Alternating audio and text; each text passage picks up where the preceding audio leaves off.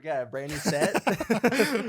Yeah, we're trying something a little bit different today. It might look like we're in like space or, you know, in Squidward's limbo world, but we're really just like 5 feet away.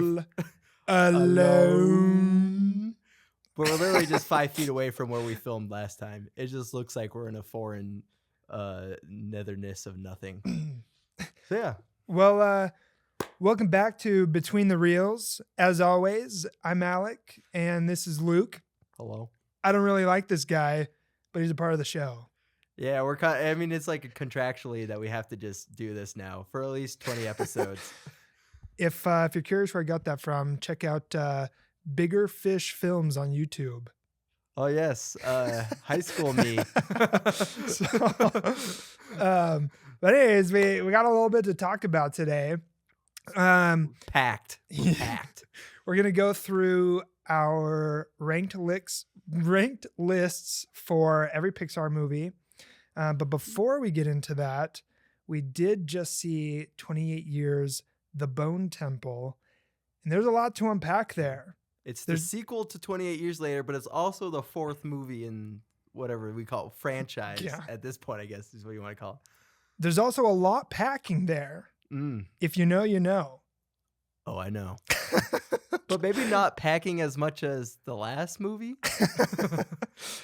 Maybe. I think we'll have to rewatch it and well, I'll bring out the tape measure.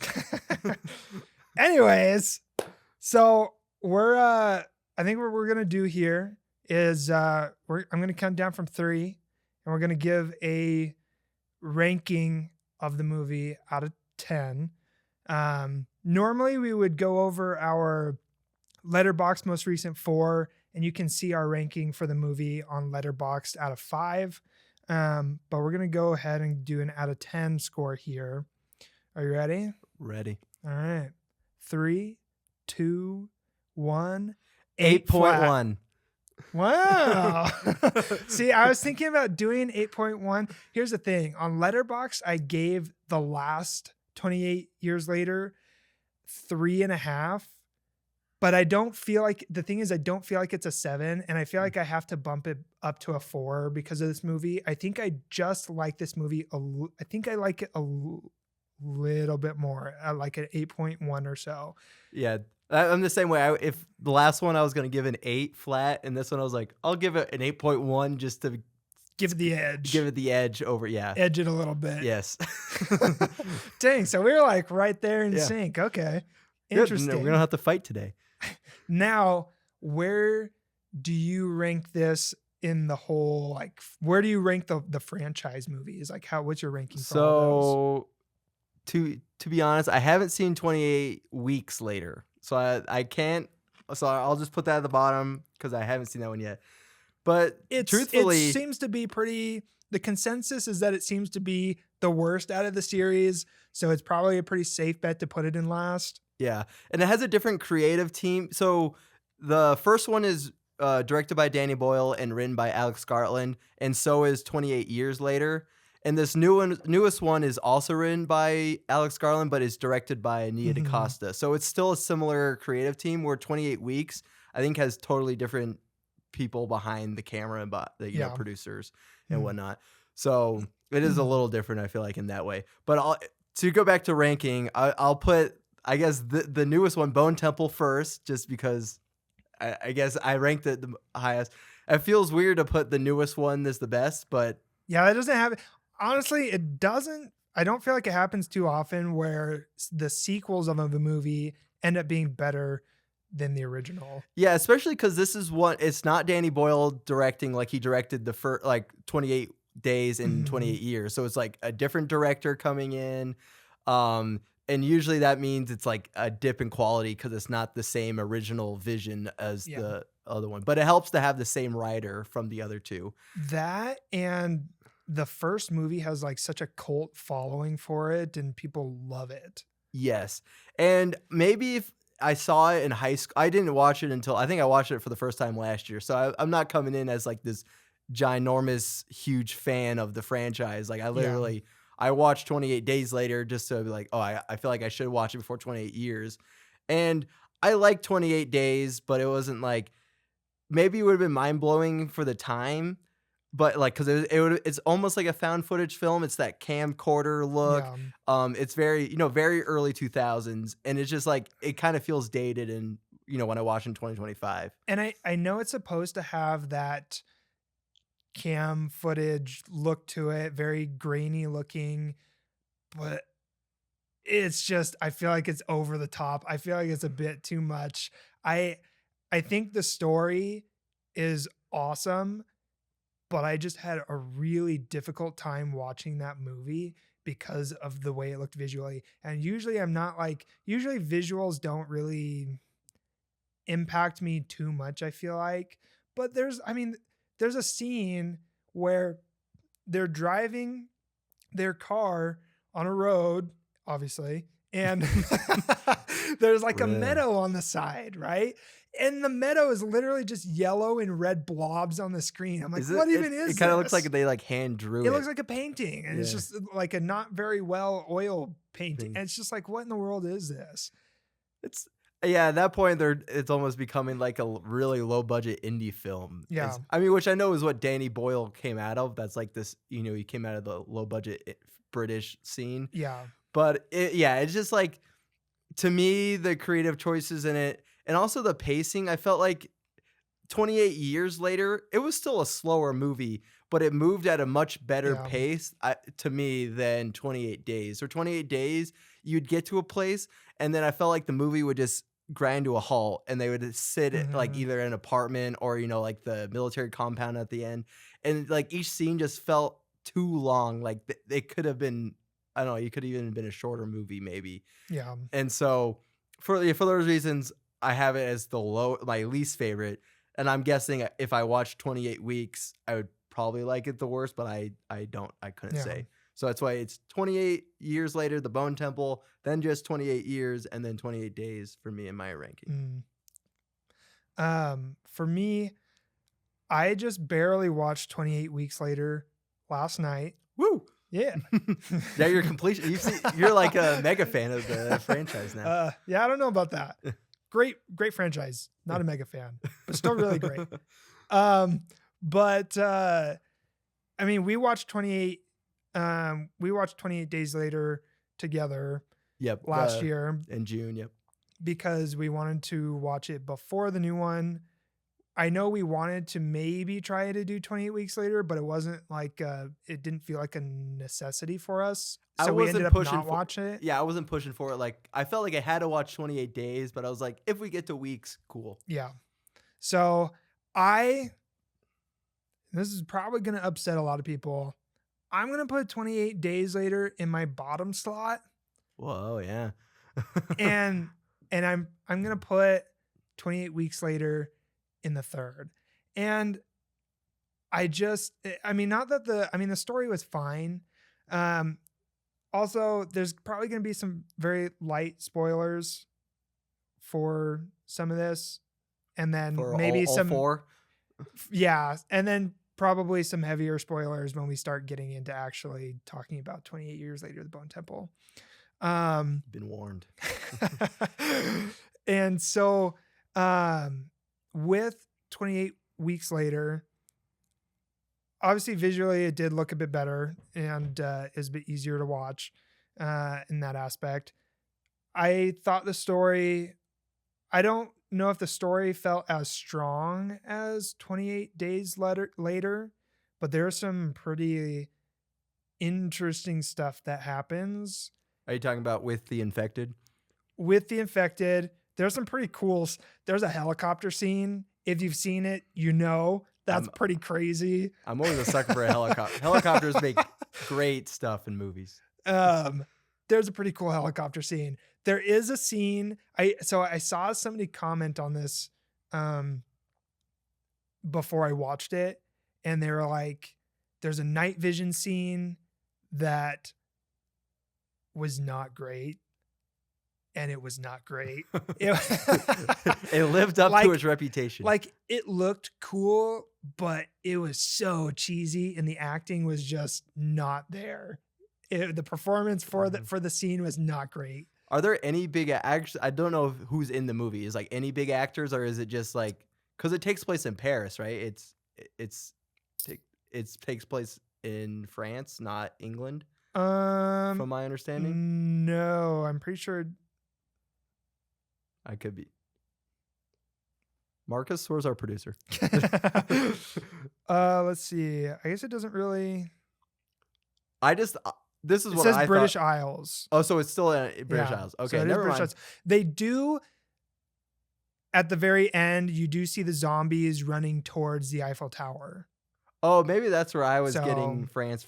For some reason, I was like, because I know that because you they know. end up spreading, even more at the end, Oh, and you interesting. see them running towards the Eiffel Tower, which I thought was interesting because I thought as far as like 28 years later that it was like cut off, Yeah, like so on I an was like, island. I wonder if Danny Boyle doesn't even consider it like, quote unquote canon because he like in 28 years, basically everywhere else in the world's fine. It's just the British Isles, well, Mhm. and UK itself is quarantined from the rest of the world. Yeah, Rose Byrne was in it. She was a Okay, semi-mainish she just got character. nominated at the Oscars. Yeah, she was a semi-mainish character um, in the movie. But Okay. so that's probably the and Jeremy Renner. Oh, okay. That's some big actors. Yeah, he's not. I mean, like he like pops up in scenes. He's not like he's not He's like a not. big main Yeah. actor for it. But he does pop up in there. There was also Idris Elba's in it. Okay. Yeah. So, yeah, it's got okay. So it's got a I couple of bigger yeah. names, but they don't have huge roles. They're not like the main cast. No. Okay. I mean, like They yeah, are, but they're not yeah. the yeah. The you got it. like the main cast are there's these two kids, and in the beginning, like their father plays a big role. He plays kind of a role at the end, and then Jeremy Renner and oh, I already forgot her name, Rose Rose Byrne. Byrne. She they end up playing a role helping the kids, but I would say the main stars Are the kids. are the two kids. Got it. So it's got a couple of bigger names in there, but I mean overall, I mean it was an entertaining movie. It was a fun watch. So here's a spoiler for 28 years later, Bone Temple. They talk about the infection being psychosis related, Yes. and so it's they It's more or treatable. less consider it treatable. And They're not brain dead, I guess. and that's kind of the concept that's a big concept in 28 Weeks Later. Okay. So Is that's interesting because they don't talk anything about the treatment in 28 years later. It's only that something gets brought up in the latest one. yeah. And so they're pulling off from ideas from just weeks later. Yeah. So, and I mean, yeah, I don't know. I don't know if you plan to see it or if you care how much I actually like talk about Yeah, it. you can spoil. I'll probably see it at some point, but I'll forget about it, I'm sure. So what's interesting about it is that there's like a hybrid. So you know how so they're infected and they can still infect, but they aren't crazy. So they still Okay. like are normal, but they are infected, and their blood basically contains The disease. like yeah, and the idea is that they want to try to use it to create a cure. That sounds almost Like like COVID. Last of Us or COVID. Yeah. That too. I was thinking of video games. You're thinking real world. But so because it was interesting because typically if you get exposed to this virus, you go nuts. Yeah. Nuts. New Marvel movie. And I thought it was interesting because the director, I was just talking to Luke about this. The director and the creator, they don't like talking about the don't like calling the infected zombies. They try to stay away from that, and they like calling them infected because essentially what that does is it opens up the world a little bit more, and in a way that means whatever it is that's happening to them is treatable. Yes, it's not like Walking Dead where once you're turned, that's it. Exactly. And like my biggest problem with The Walking Dead is there's no end game where it's just them Mm, surviving because yeah. there's no way to ever overcome the Mhm. situation they're in. And so they're infected, and the I mean, up until this point, um, anybody that has been exposed to this virus has gone crazy. They've gone AWOL, zombified in a way. And in the beginning, the um, main protagonist loses his wife, thinks she's infected. They end up finding her, and she's not. And so that's where that whole thing comes into play.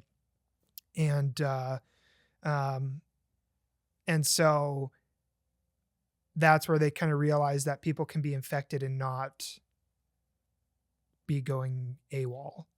Interesting. And so that's what I was talking about. Where in 28 years later, he starts to try and see if he can cure it, and Yeah, it with the actually happens. meds. So those two movies kind of, I don't know how important it really is, but they kind of in a similar way link together in There, that way.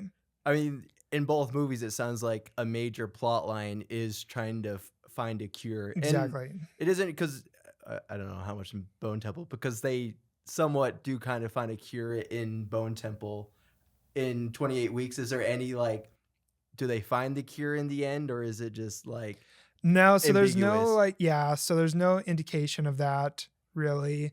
But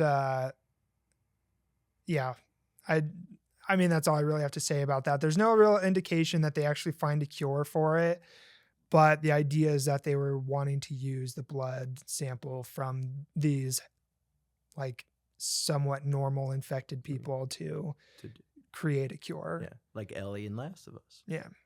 So like it's almost because that was the last one for like 20 years. So it's almost like that movie ended, and Yeah, because that you're supposed to be able to like be like, oh, maybe they do find a cure in the future, and they're able to mm, cure everything. yeah, because it's 28 weeks. So it's not really a year.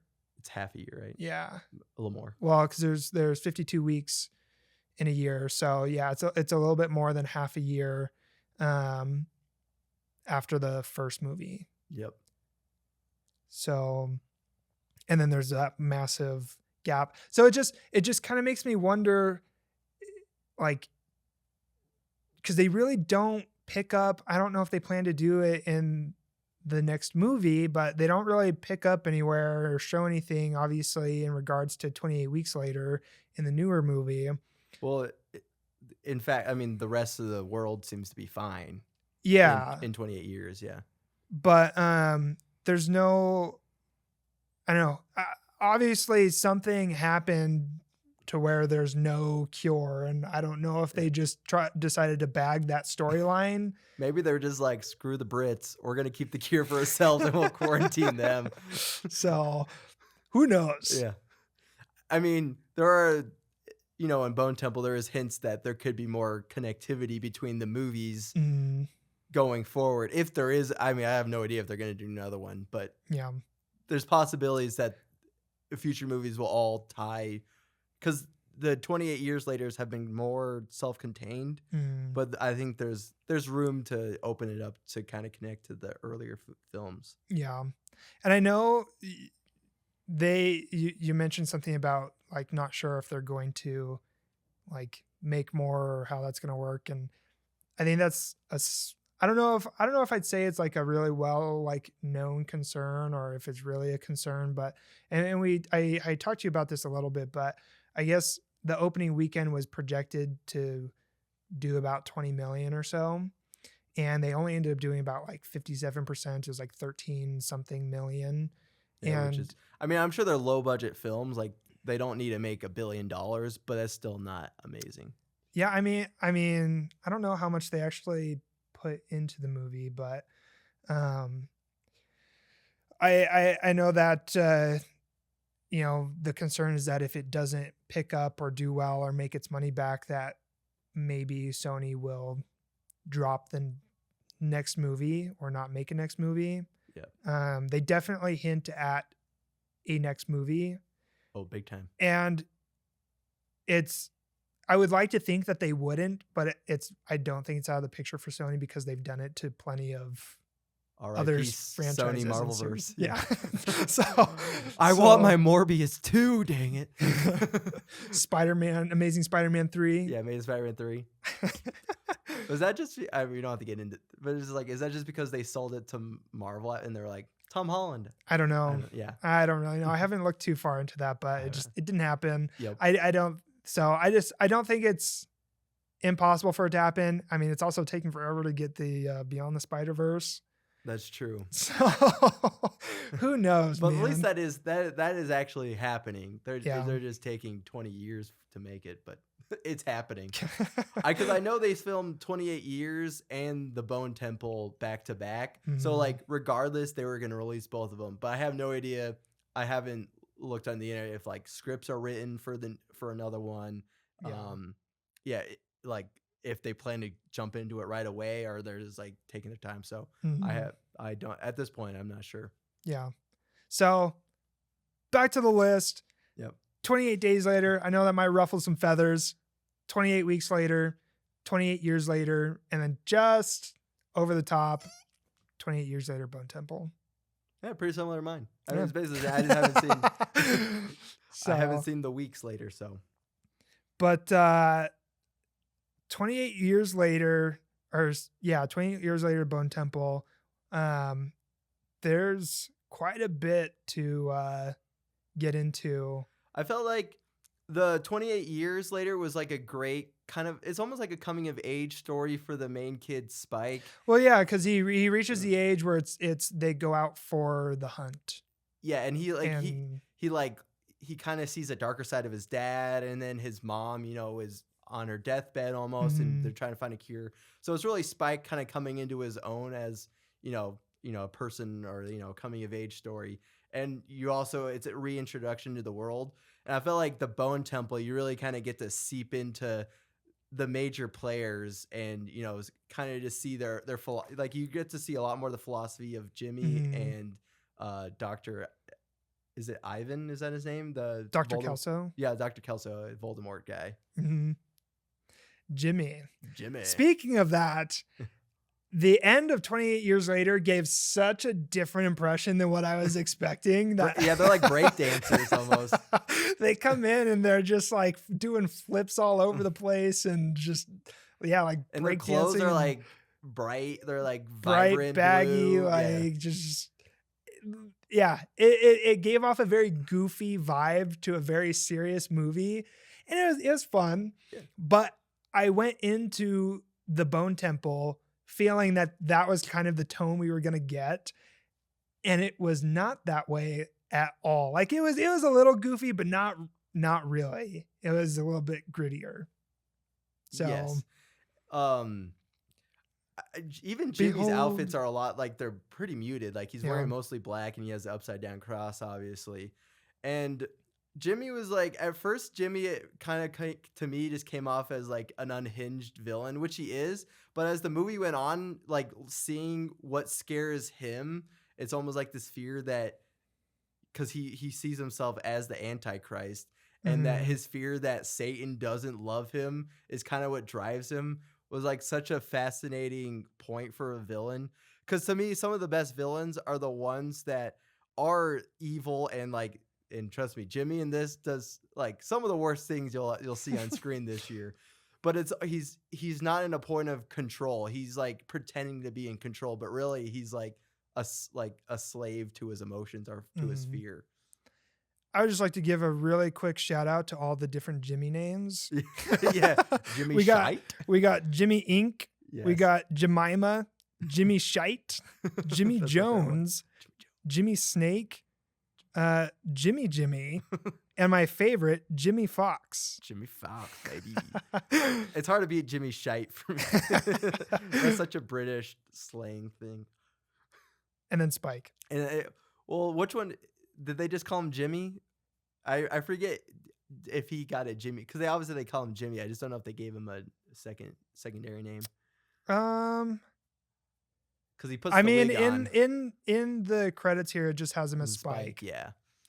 So, I mean, obviously he refers to all of them as Jimmy, but Yep. What do you think about it, Jimmy? Could you dance for me, Jimmy? And then the little fairy girl. Yeah, there's a lot of really like weird stuff. Oh yeah. But but like Luke was saying, there's a lot of gruesome scenes that happen. One thing that kind of bothered me a little bit was how easily backtracking a little bit to the other 28 years later movie, the very end where you see them all fighting. I mean, they look like very skilled combatists, and really there's only one skilled one in the group. Well, and then they like, I mean, they supposedly go around finding people and they kill them. And so like you would think that they would be a lot harder to kill than they actually do in the movie. Than they actually, it just felt like their deaths were, it was a little bit anticlimactic compared to how I felt they should have. I feel like it should have been harder to kill them. How they were kind of set up in the last movie. Yeah. Even this, they're all seem like pretty bloodlust, like for the most part. Yeah. And for whatever reason, it was just, they all died pretty easily. Yeah. I felt like most of them kind of died through like the sneak attack because the one got axed in the head and then all the rest got burned. The hook in the back of the head was wild. Yeah. And they took forever to react to it. To reveal. Yeah. They're just like sitting there watching. And then it's like a 30, 45-second scene where she's just like sitting there and everybody's just standing around. And then it like zooms out and there's a giant hook in the back of her head. And everybody just like at that point then moves in. Yeah. And it's like, they didn't act the shock factor went crazy. It was like stunned. Yeah. But yeah. And then like the fire, I felt like that was a pretty, like it was cool, but it just felt like another cop-out death. Yeah. And then, I mean, that's what kills like the rest of them basically. Because the barn caught on really fast. I was like, whoa, that barn went up quick. Yeah. Because like in the span of 30 seconds, there's no fire. And then they're all running from the building and the barn's flooding. I was like, whoa. So this movie is there's like two different plots that go on, and obviously until they converge. Yeah. But you have Spike and the Jimmies, and then you've got Dr. Kelso shooting up morphine with Samson. Yes. Did you love their dancing scenes? Oh yeah. And which plot would you say was a little bit more like captivating or engaging for you? I would say that I liked them for different. I like the Jimmy scenes because they were tense and they made you feel like it made you give you that 28 years feeling of like there's hopelessness, like there's no humanity left in the world. Where the doctor one, I felt like, what's his name, Dr. Kelso, his storyline, like it took a little bit for me to get into because I wasn't 100% sure where it was going because it was just them kind of like him mellowing out. I didn't realize they're going to go all the way like, oh, we found a cure, because there's them hanging out, dancing, which I love that wide shot of them just like kind of like swing dancing together. But once I kind of realized, I was like, oh shoot, like he's actually like coming into a cure. And then there's that scene when he's not sure if like he can like, I don't know, cure him all the way. He's like, I only have 2 weeks left of morphine for you. And then with how much you're consuming. Yeah. He's like, you're an addict, bro. And then so he's like giving him the, like the death needle. And then he's like, he says his first word at that point. That was such a, like a cool moment where it's like, he was like, yeah. great editing in that scene, and I know that to me that's what really because it kind of gave Dr. Kelso like a newfound purpose for me. It was like he needs to stay alive because Mhm. of, and then I know that brought the stakes back for Dr. Kelso, and so Mhm. maybe in the end, I think his storyline was probably my favorite. I don't know. Yeah. I I totally agree. Both plots are really good for different reasons, and they're both important in their own way.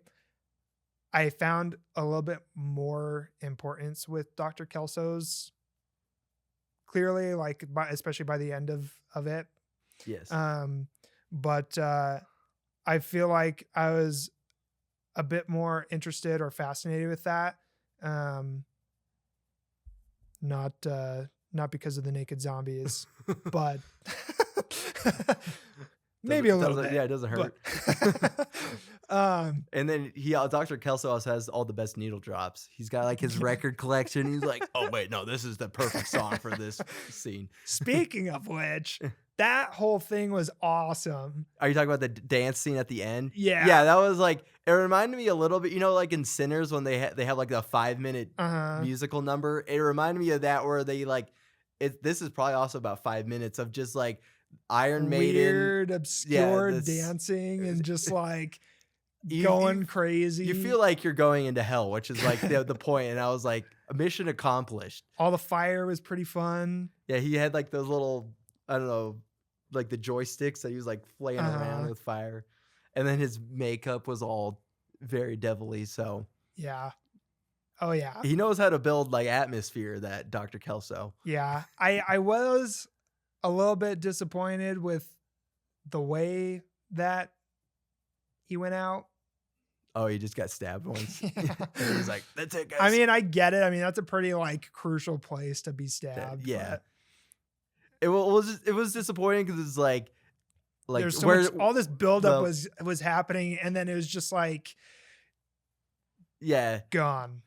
I mean, if they do another one, because it does seem like Samson, it was cured by the end somewhat. And so is he going to pick up Dr. Kelso's storyline in a future one, or is it going to? Well, and that's the other thing that I'm curious about, because um he gave him medication, but like obviously people that deal with like psychosis type stuff and just have mental illnesses and things like that, they need to keep taking medication. Yeah, it's going to wear off after. Exactly. So I guess the question is like, because in 28 weeks later, it's not necessarily a cure, but it seems like there's certain people that like Have don't like the immunity. is more or less. And so it's like, does this medication just kind of turn him back to normal, and his body just kind of adapts to the virus and he stays the way that he does? Or does the medication wear off and he just goes crazy again?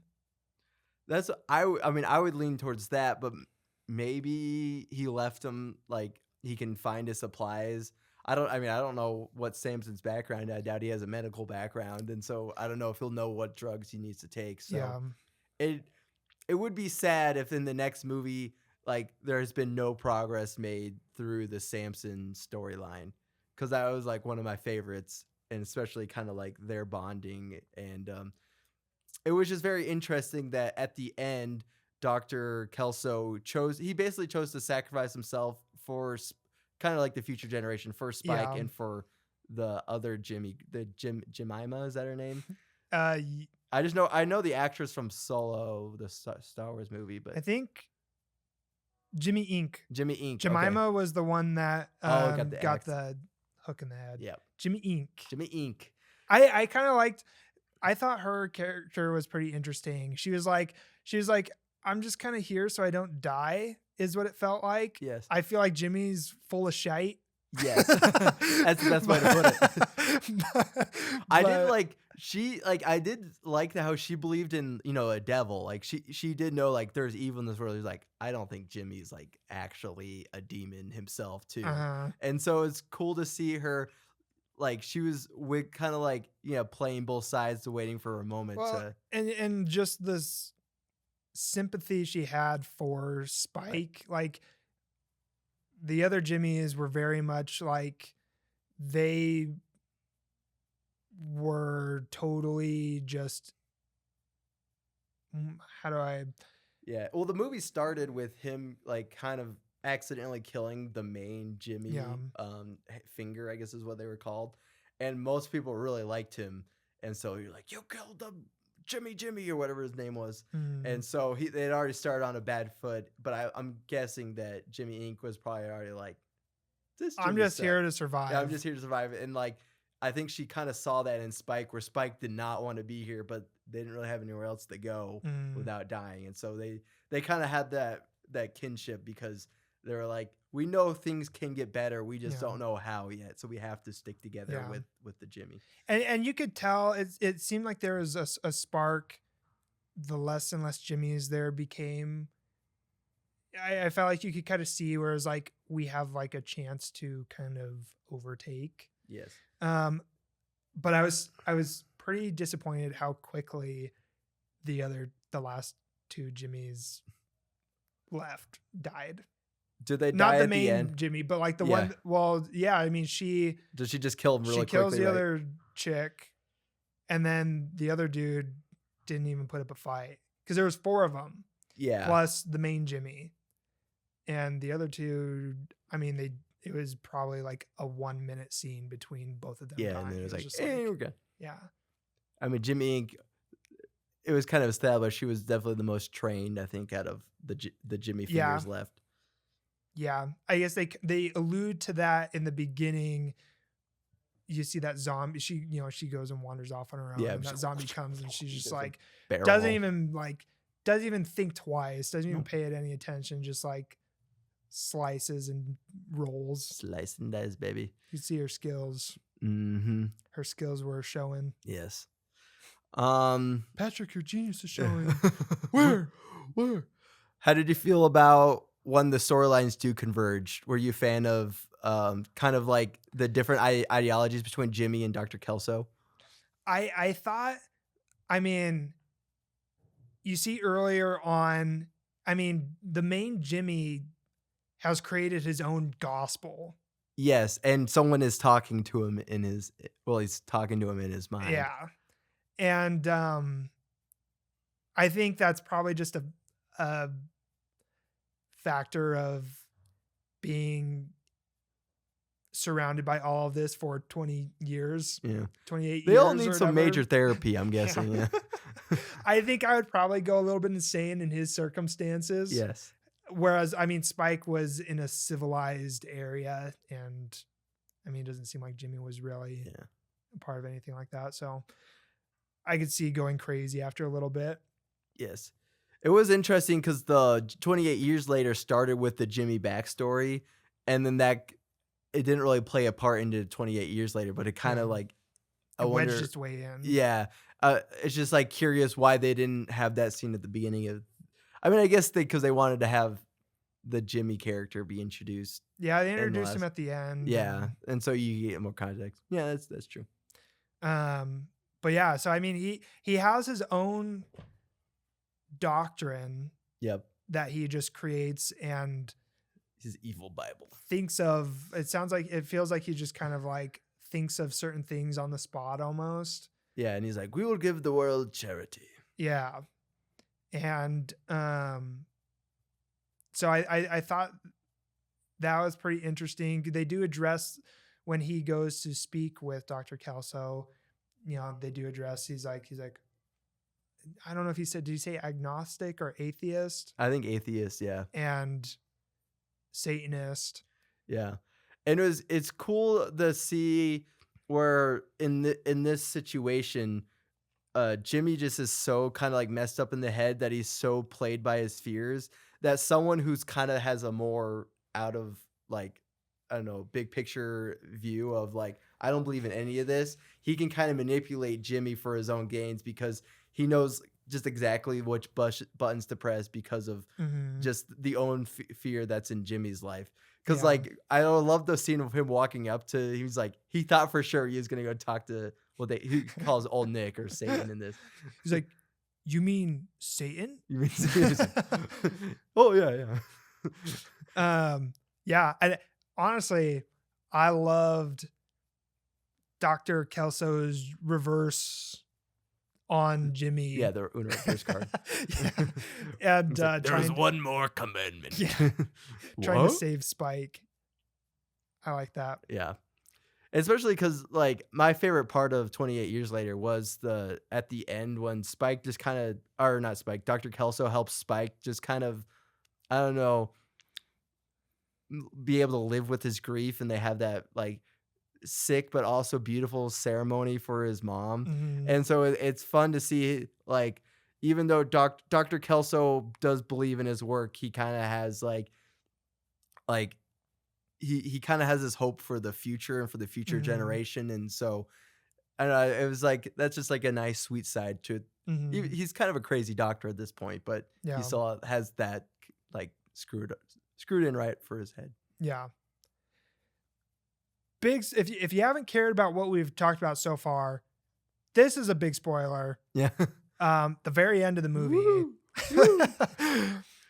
Because a lot of people, when they watched the first one, there's that whole theory about that zombie that shows up in the meadow Oh, being in the trailer? Killian Yeah. Murphy's character. And then at the end of this movie, you see him. What? He's not dead. He's not dead. Is that supposed to be his daughter from, because wasn't he with there was a woman he was with and Mhm. Yeah, so she does call him dad. okay, So, yeah. mhm. I couldn't remember. I was like, I'm pretty sure he was with a woman that they might have become lovers in. So, Yeah. but we don't see his wife or girlfriend or whatever. We just see him and his daughter. So Yeah, I don't remember the end very well.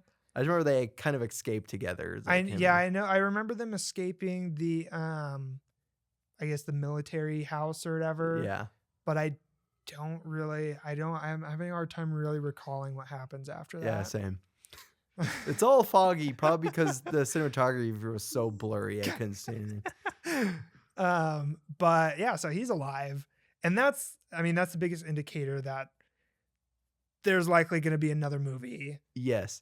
I mean, it was like when Captain America shows up or no, when Iron Man shows up at the end of Hulk and you're like, we're making a team together. It's Yeah. like their version of that. You're like, Yeah, pretty much. The it's Avengers. The Avengers at 28 years or Later whatever franchise.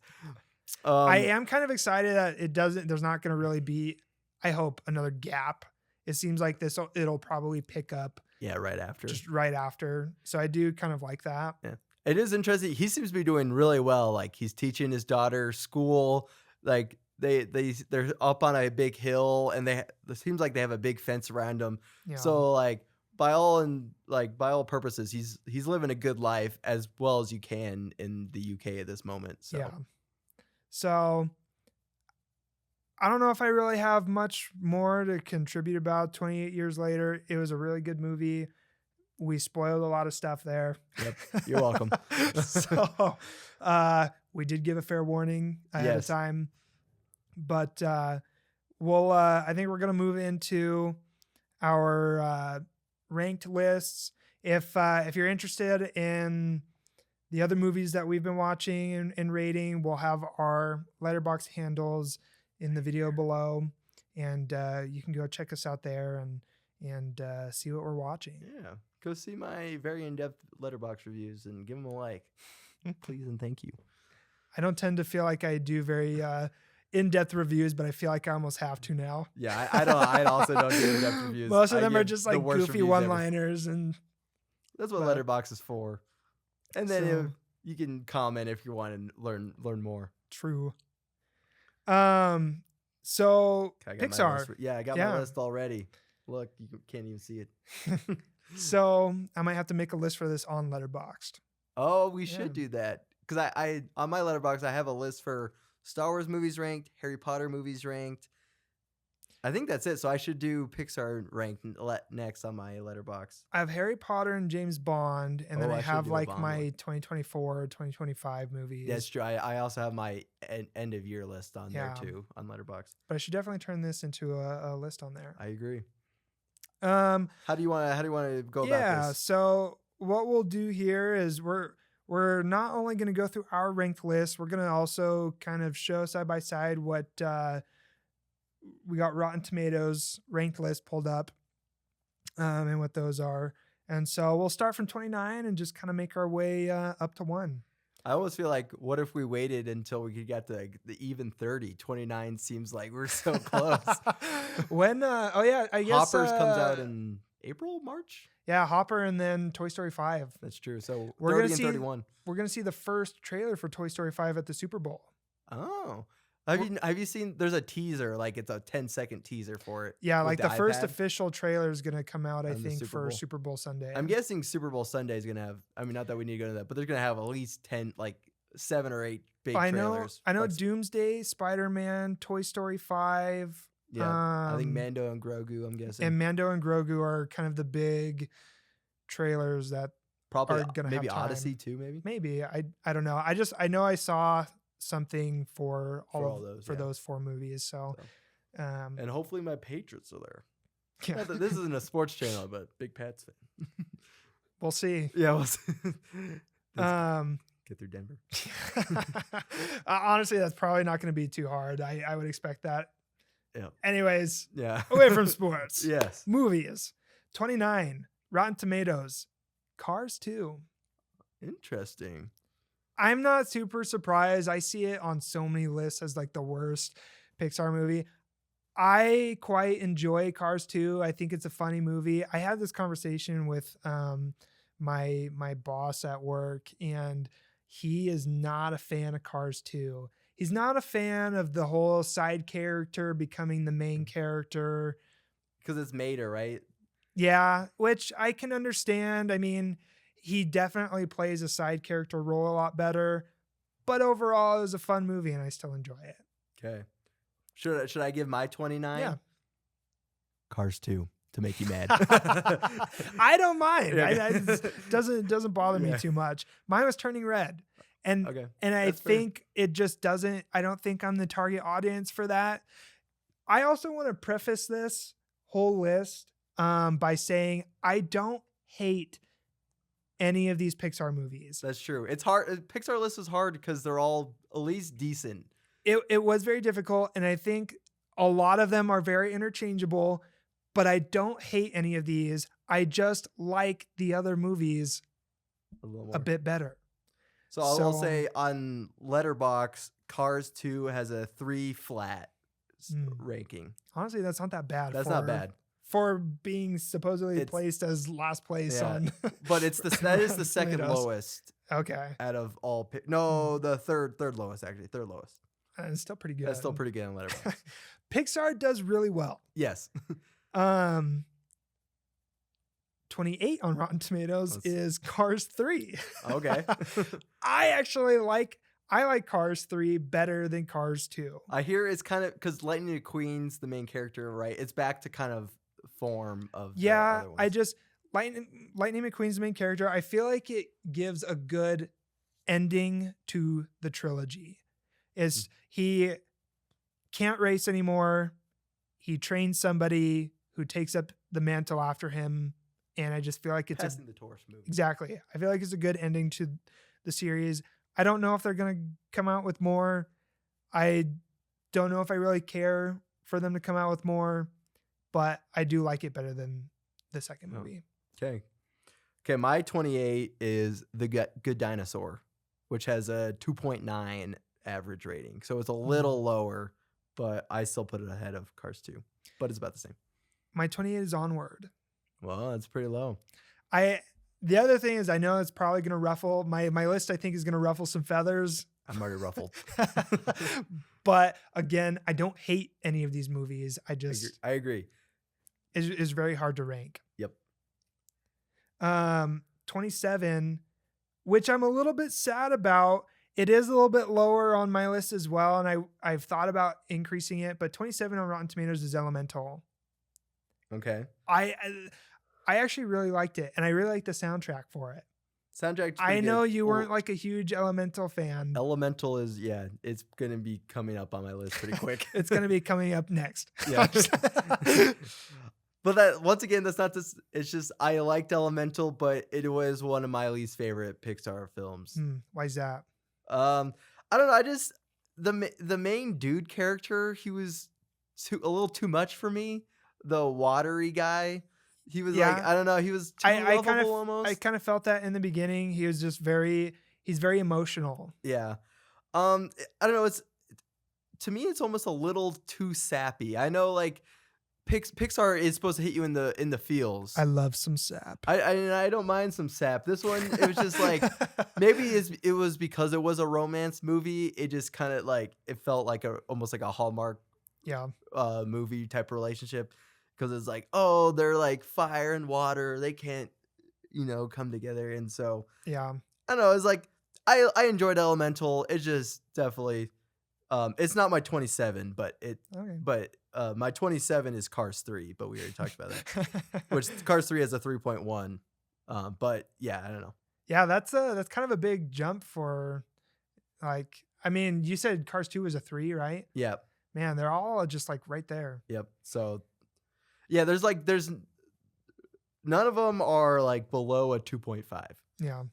My 27 is Finding Dory. Okay, that's respectable. I have Finding Dory a little higher, but not too much higher. Yeah. 26 on wow. 26 on Rotten Tomatoes is Cars. Okay. Well, Liter- I mean, I don't love Cars, but I have it higher than 26. All three movies are within the bottom 4. Wow. That is wild because Cars is probably one of my favorite Pixar movies. So I could talk about that a little bit. Yeah. Well, I just think we can get to Cars when you get to on your list. when I get to Cars, it's pretty high up on my list. I am very surprised by that. I'm surprised it's that. Yeah. It does have a 70, so it's 74 on the tomato meter, but then it's an 80% audience. Yeah. I know, like I enjoy Cars 1. It's definitely like I know a lot of people love the Cars franchise. It's definitely a lower, like out of the Pixar franchises now, it's definitely on the lower tier for me. I don't know why it never hit me the same way as some of the other ones did, but I still think Cars 1 is a really good movie. Mhm. Like even it's going to be low on my list, but definitely compared to you, but that's just because Pixar is like they have so many hits that it's hard to put it for me higher than It's fair. Yeah, but I still think Cars 1 is a great movie. So yeah, so that was 26 on Rotten Tomatoes. Okay, my 26 is Elemental, which we just talked about, which has a 3.3 on Letterboxd. So that's still pretty decent. Pretty good. Yeah. My 26 is Cars 2. Okay. So there we go. There you go. Finally So reaching my first Cars movie. And you mentioned you still enjoy that movie a good amount. Yeah, I like it. It's a fun movie. It's more like a spy movie, isn't it? Yeah, it is. Which is, I mean, that can be fun. It's just weird for a Cars movie, but yeah. 25 is the Lightyear movie. Well, same for me too. Same. Yeah. Actually, yeah. Mine is literally 25. We're all like, this is the movie we all agree with.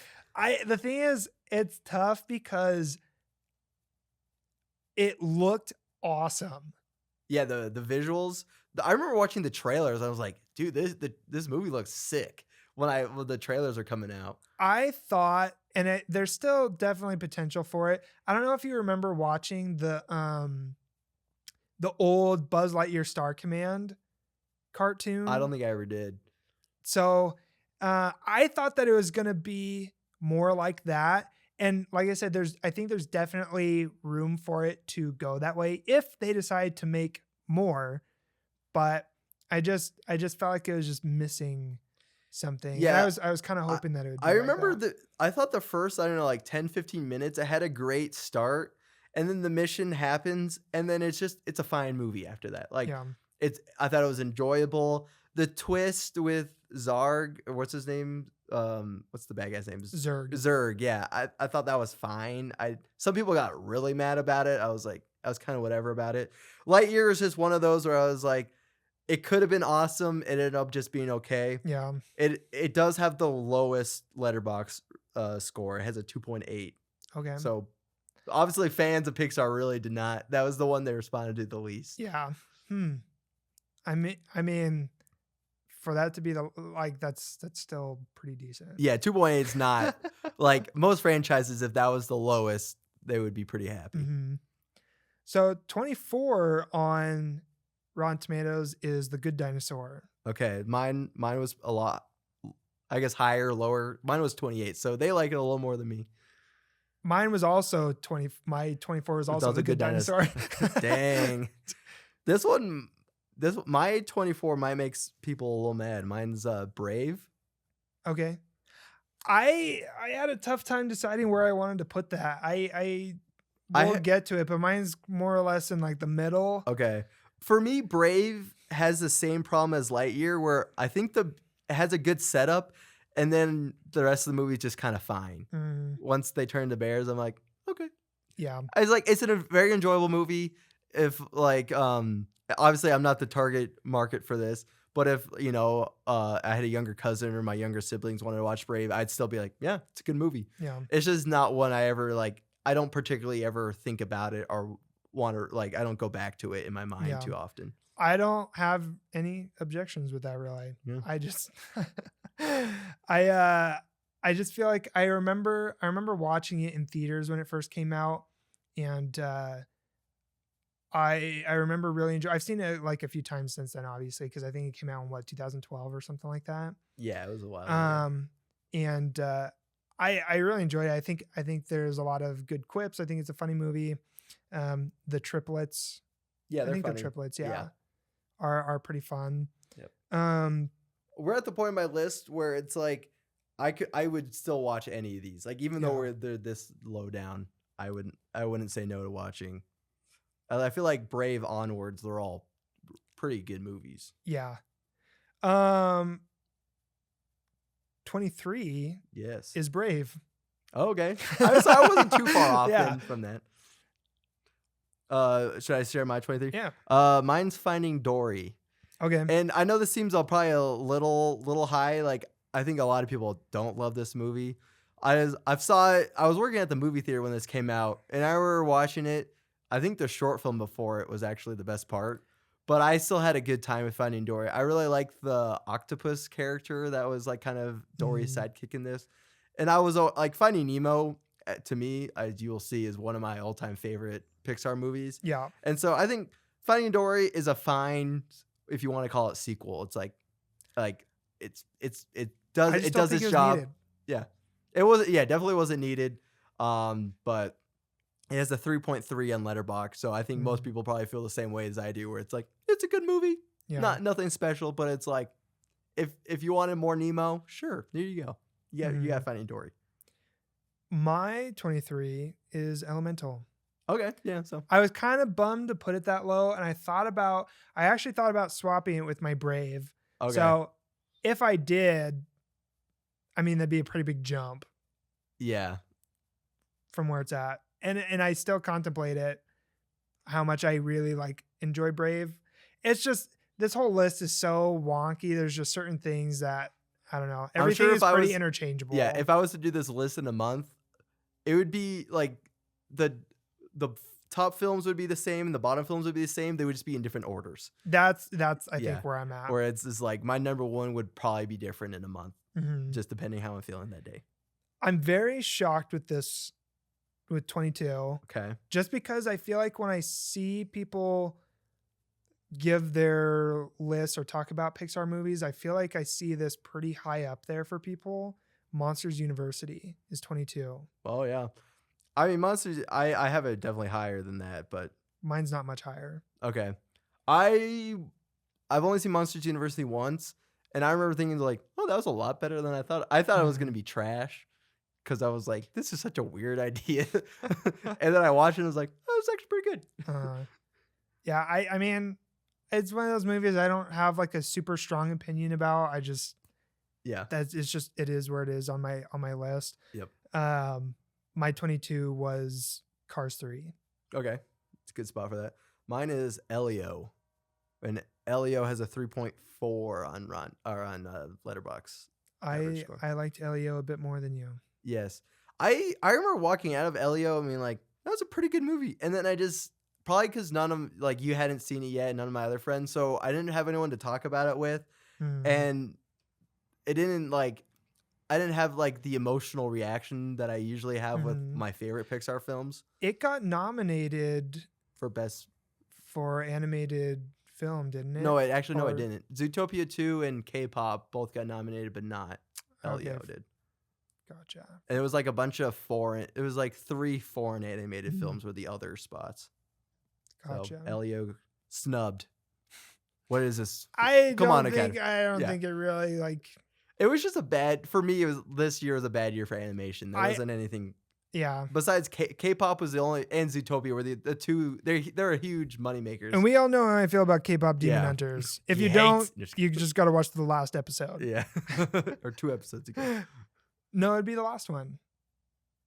Because this is the 3rd episode. Yeah. And it was the 2nd one that we talked about it. Oh, yeah. So. No, you're right. Further into those. Yeah. So you had Elio. Yep. For 22. 22. 21. Yes. On Rotten Tomatoes is Elio. Okay. You're just like right. I'm like so close. Except with Lightyear, we were right on. I had Toy Story 4. With 21? Yeah, it's a good spot for Toy Story 4. My 21 is Onward, which you've already talked about. I remember Onward thinking, I remember the ending was actually really good with Onward. That's what propelled it for me to go this high. Is because I thought the rest of the movie was just like, it's like a fun kind of D&D-ish it's an adventure movie. And I just remember the ending actually kind of working for me. Onward has a 3.3, so it's kind of in line step with the rest of the movies. All of those are probably going to be pretty. Sounds like a lot of them are pretty neck and neck on some of these ratings. They are. 20 is Onward. Okay, dang, I was so close. You literally just have a few of these just flipped around. Yeah. Yeah, 20 was Onward. It's got an 88 on the tomato meter and 95 audience. I just remember Onward, it came out right when COVID started. And so I just remember I felt like no one had seen the movie because no one was going to the theaters and they just dropped it to Disney Plus when it came out. I didn't even realize the cast in that movie. Yeah, it's Chris Pratt and Tom Holland. They're like, they're the brothers. Huh. Yeah, it's a good cast. It's just kind of like, because of it came out right when COVID was becoming a thing, it just kind of, to me, it's the forgotten Pixar movie. People forget that it even exists. My 20 is Toy Story 4. So I was really close. Right there. Toy Story 4. I love the Toy Story franchise. And I don't think Toy Story 4 is a bad movie. It's just fine. Yeah. It's like, obviously, I don't think it's the worst. Like, it's the beginning of the new trilogy. Yeah, basically. The sequel trilogy of Andy. Yeah. And it's like, yeah, it was a good movie. The original trilogy is amazing. Yep. I did enjoy it. I did enjoy 4, but it's got a 3.3. Toy Story 4 has a 3.3 on Letterboxd. Okay. This might rock a few people. Okay. But my 20 is Incredibles 2. That's not too bad. I mean, Incredibles is nowhere near as good as the first one, in my opinion. It's not, but I feel like people really love that movie. Yeah. Obviously, I have it a little higher, but it's mostly not because the movie's amazing. It's just I love those characters so much. Yeah. That I have Incredibles 2 a little higher than you just because of that. I feel like this is going to sound a little bit weird, but a lot of people loved the animation for it. For me, the animation felt kind of weird. Oh, really? I do like the animation. And that's So I feel like I'm a little bit weird in that way. I think I prefer the first. I don't know. I feel like the way they did Dash bugs me. Okay, I don't like how Dash looks in the movie. That's fair.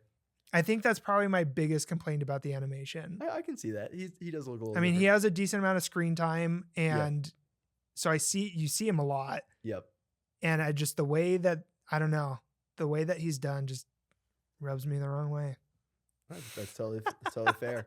He just looks weird. I don't Yeah. know how to describe it, but I don't know if he's just like His two his round face is cheeks. too round or Mhm. what, but it feels off from the first movie.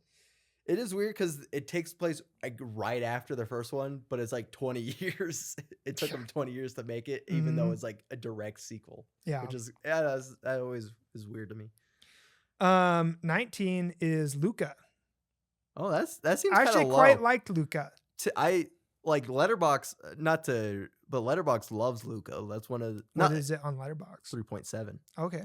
and it's not obviously it's not the highest, but 3.7 is quite a bit higher than Hmm. what yeah some of the rest. So I'm Hmm. surprised Luca's that low.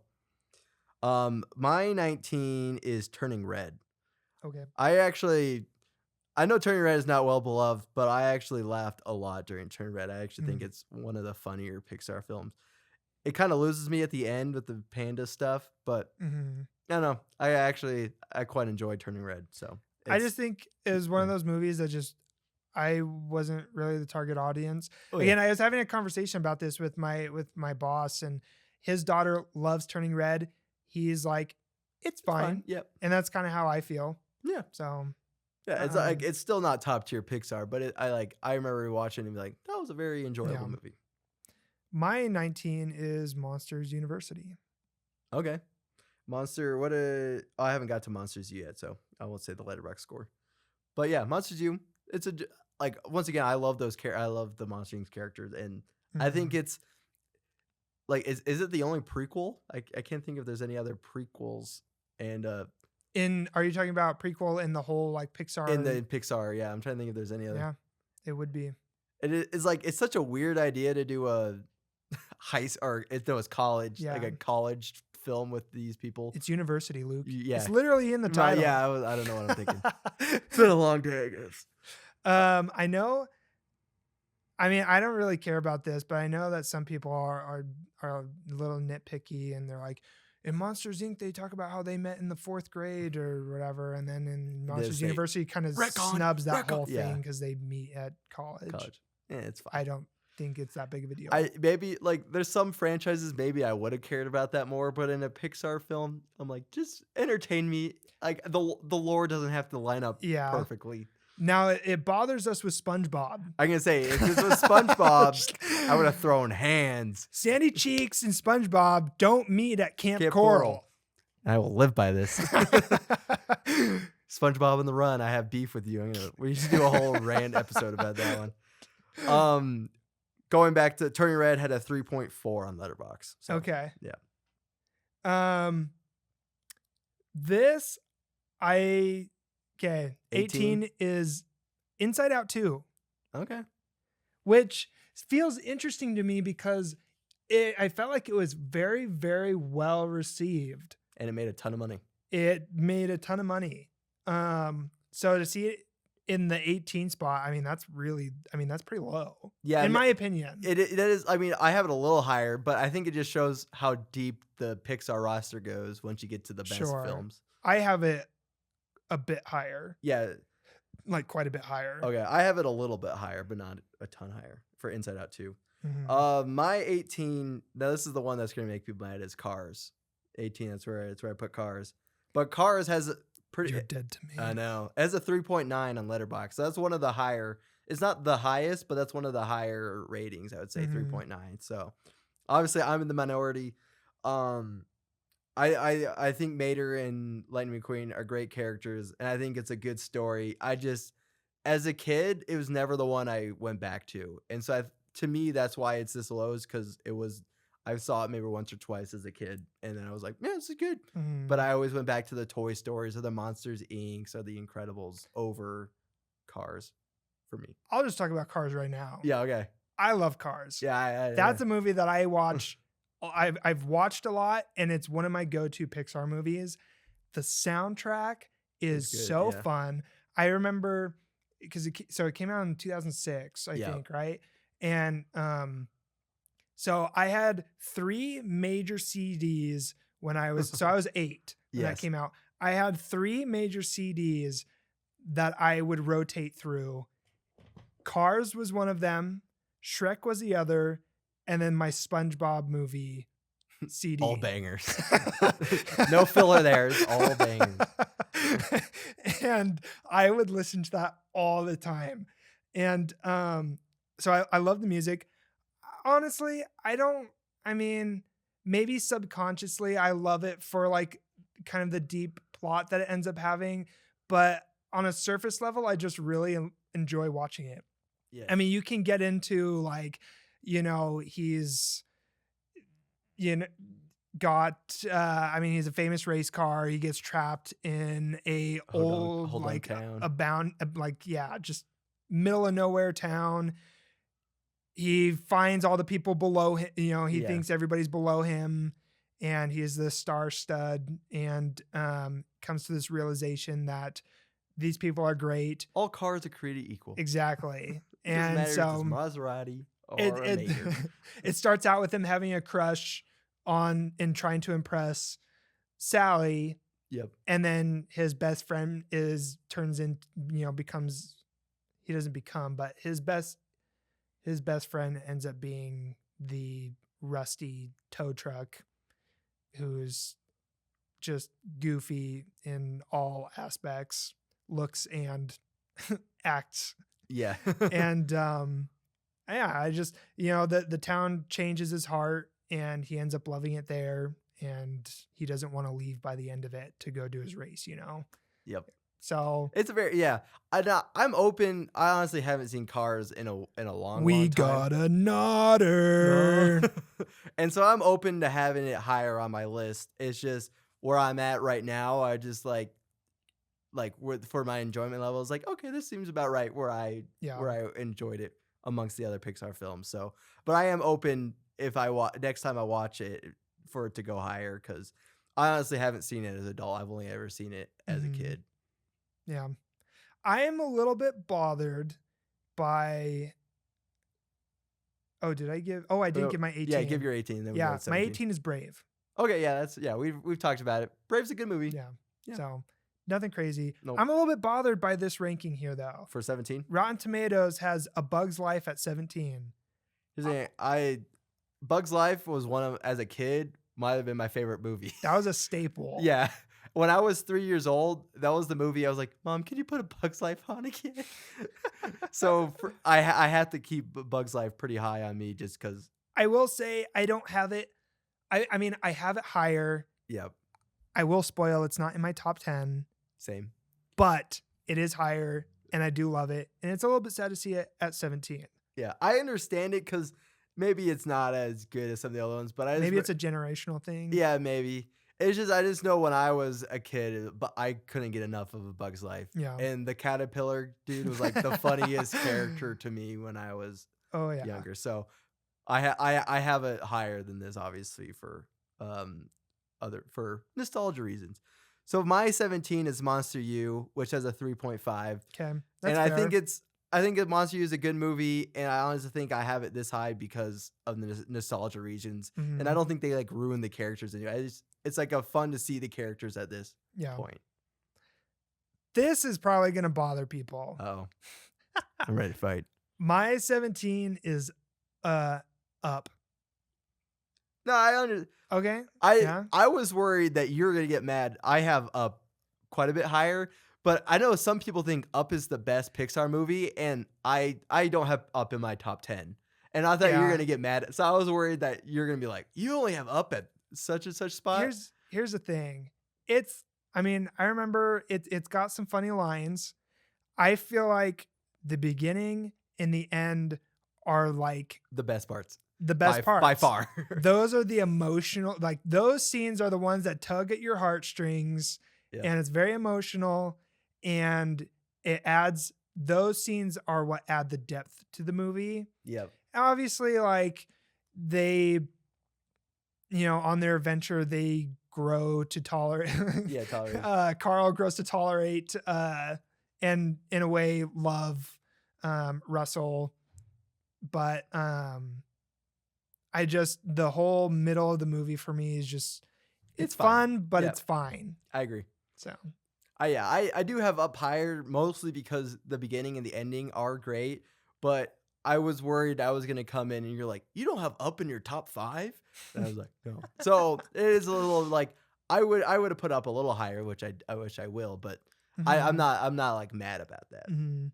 because there are a few films where I've been like, "What? Is that low?" But Up's not Up, I don't feel like I have to go to bat for. All right. We're on 16 now? Yeah, so 16 on Rotten Tomatoes is Incredibles 2. Me too. Wow, you I'm find back in the win column. Yeah, Incredibles 2, it has a 3.4 on Letterbox, which seems about right. It's pretty high on here. Rotten Tomatoes, it's 93% and an Dang. 84% audience. Yeah, I feel the same about Incredibles 2 as I do Monster U. I could flip-flop them, where it's like, the characters are great. I don't hate some people don't really love the story Incredibles 2. I think it's fine. I think it's fun to like, anytime you get to see, the super parents interact with their Mhm. kids in a normal way is always some of my favorite Yeah. stuff, and so I mean, I love that first Incredibles movie, so I was happy to get more. It's not amazing, but it's still a pretty good movie, Incredibles 2. My 16 was Elio. Okay.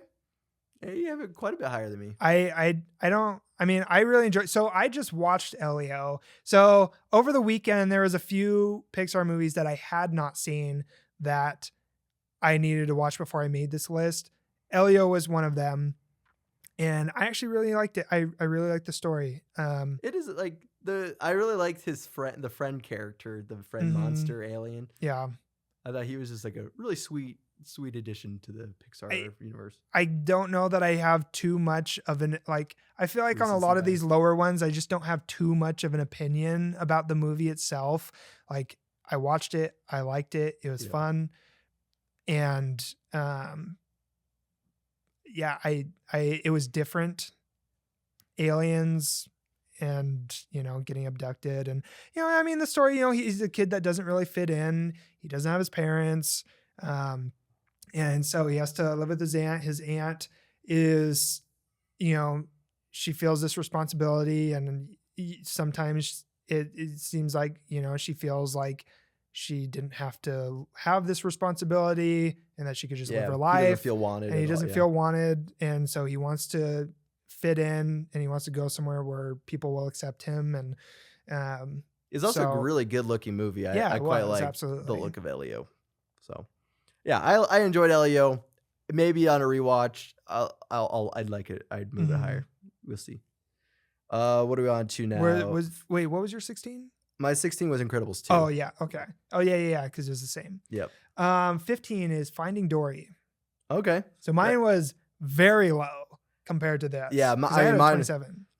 mine was what was my Finding Dory? My Finding Dory was 23, so I'm surprised it's that high. It's got a 94 tomatoes. Well, I didn't Yeah. realize because I honestly feel like it's kind of one of the forgotten Pixar films where like, oh yeah, they did a sequel to that Dory Mhm. movie or to that Nemo movie. My 15 is Inside Out 2, Okay. which I might be low for some people. I I quite like Inside Out 1, and I think Inside Out 2 is a worthy sequel. And I'm happy it exists. I Mhm. think it tackles like new adolescent problems that come up at that age. I just I didn't find it as maybe mind blowing as the first one. Yeah. It has a 3.6 on Letterbox, Okay. so that's fairly high. Now, I know a lot of people do really like this movie, and I'm pretty sure you really enjoy this movie. Let's see. My 15 is Coco. Oh, I quite enjoy Coco. Yeah. Coco's not my number one, but it's pretty high. Yeah. Yeah, I know you like it. I know a lot of people really like it. It is a really good movie, but I like these other movies That's a fair. little bit more as of right now, at least. Yeah. I will. Can I share my Coco story? I don't know. It Yeah. might take a minute. Coco came out on on our missions, Mhm. so I didn't get to see it when it came off. And then when I got home, someone texted me and was like, "Hey, we." I think she was into me, and so she's like, "We should watch Coco together." And she was Hispanic. I was like, "Sure, yeah." And I get there, and then it's like a double date. It's like me and her uncle and her uncle's husband, and I was like, this is not the situation thought I was gonna be walking into today. And so I was like, oh yeah, great. So I already had like a bad. I was like, I already Luke was felt ready to weird. make out Yeah, and yeah. No, I wasn't too into this girl. I thought she was cool, but I was like, didn't like her in that way. And I was like, oh, I didn't know this was a double date with your uncles. and then and then I watched the were they movie. cool? They were cool. I was All honestly, right. they were really nice and they were awesome and they're really cool to me. And I was like worried that was gonna ruin my Coco experience because I would just felt Just awkward. having like just other like just being a double date while you're Yeah. cuddling this girl and like Yeah, but it's not just a regular double date with like a friend or something. It's like her family. uncles. Yeah, it's her family. So I was like, this is weird. But honestly, yeah, Coco is one of my favorite Pixar films. So Nice. we'll get there. I just thought that was whenever I think about Coco, I have to remember that. I'm like, that was a weird day. Let's see. 14? Yeah, we're on 14. All right. I'm pretty bothered by this on Rotten Tomatoes. Okay, let's hear it. Wally. Well, that's way low for Wally. Yeah. And it's gotten a 95 at 14. 95% at 14. So the rest must be really. Yeah. That's the thing with the Rotten Tomatoes. It's like it's hard because if it's all Rotten Tomatoes based, they're all going to be in the 90s range at this point, where it's going to be hard to rank it. My 14 is Luca. My 14 is also Luca. We're the winners here. Rotten Tomatoes lost out. I think Luca is one of the better modern Pixar films. Yeah, it's tough because, and I feel bad, like that.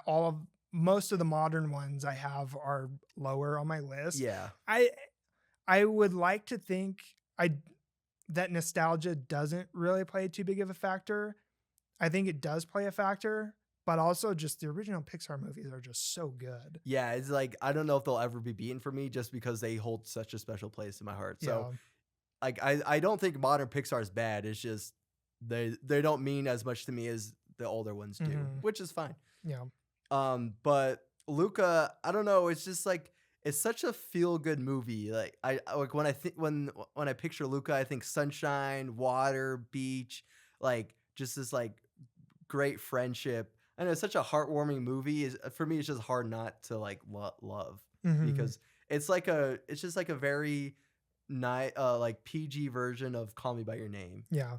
Okay, this doesn't make sense with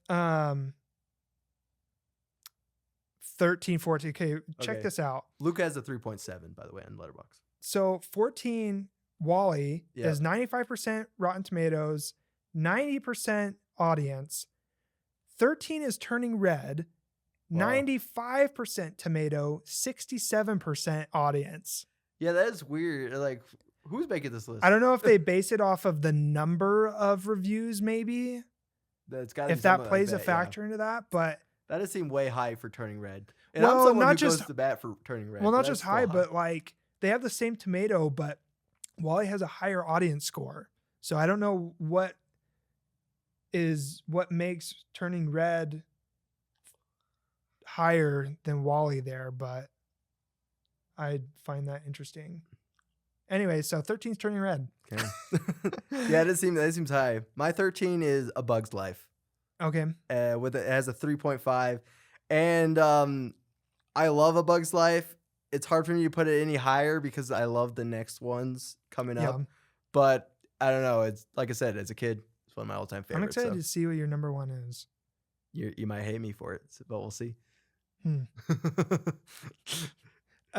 We'll see. Yes. Yeah, my 13 is Inside Out.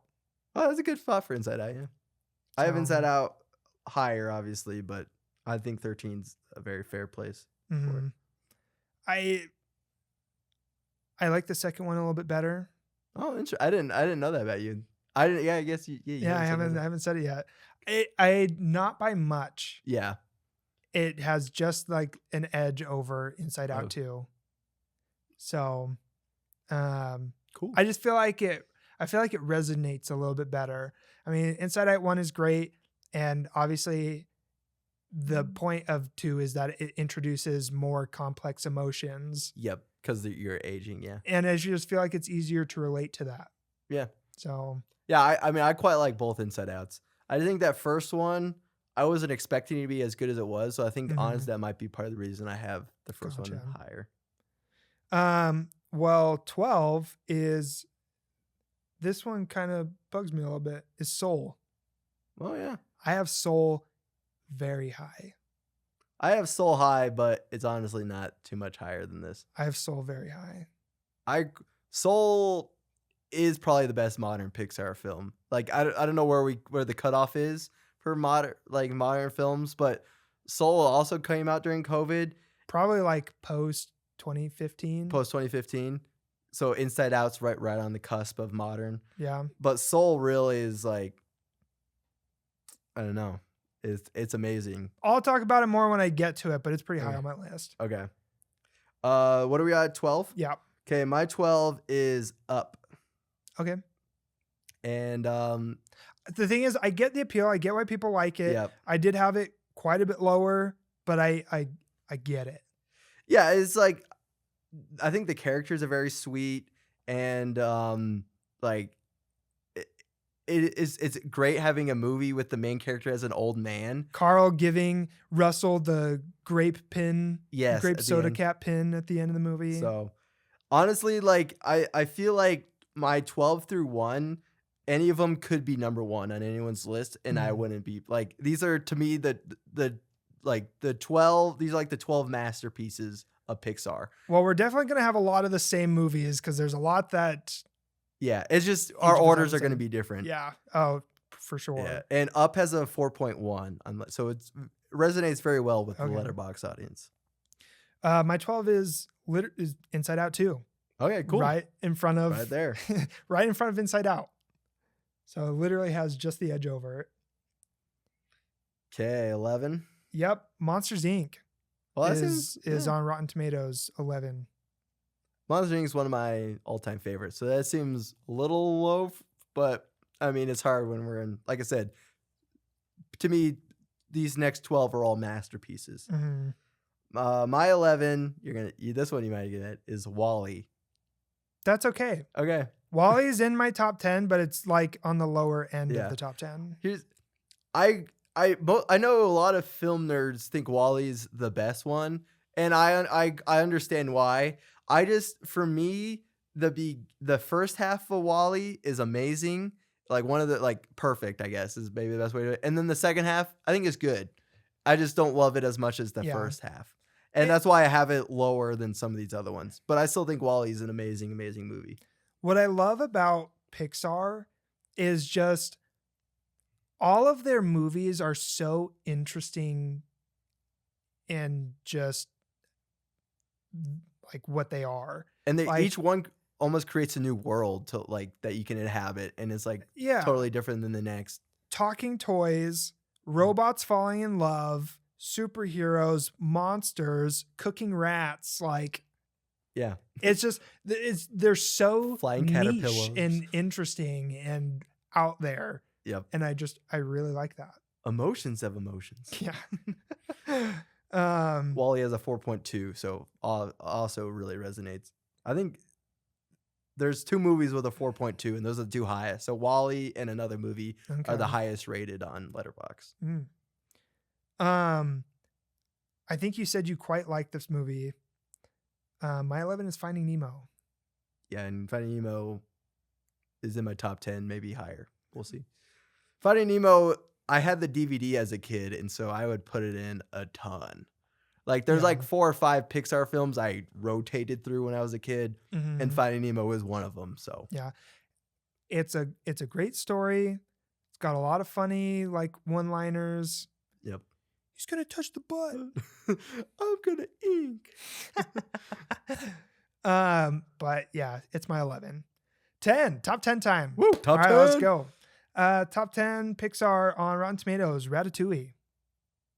That's respectable. Yeah. I love Ratatouille, but it's respectable. At 10. I have it a bit higher. Yeah, same.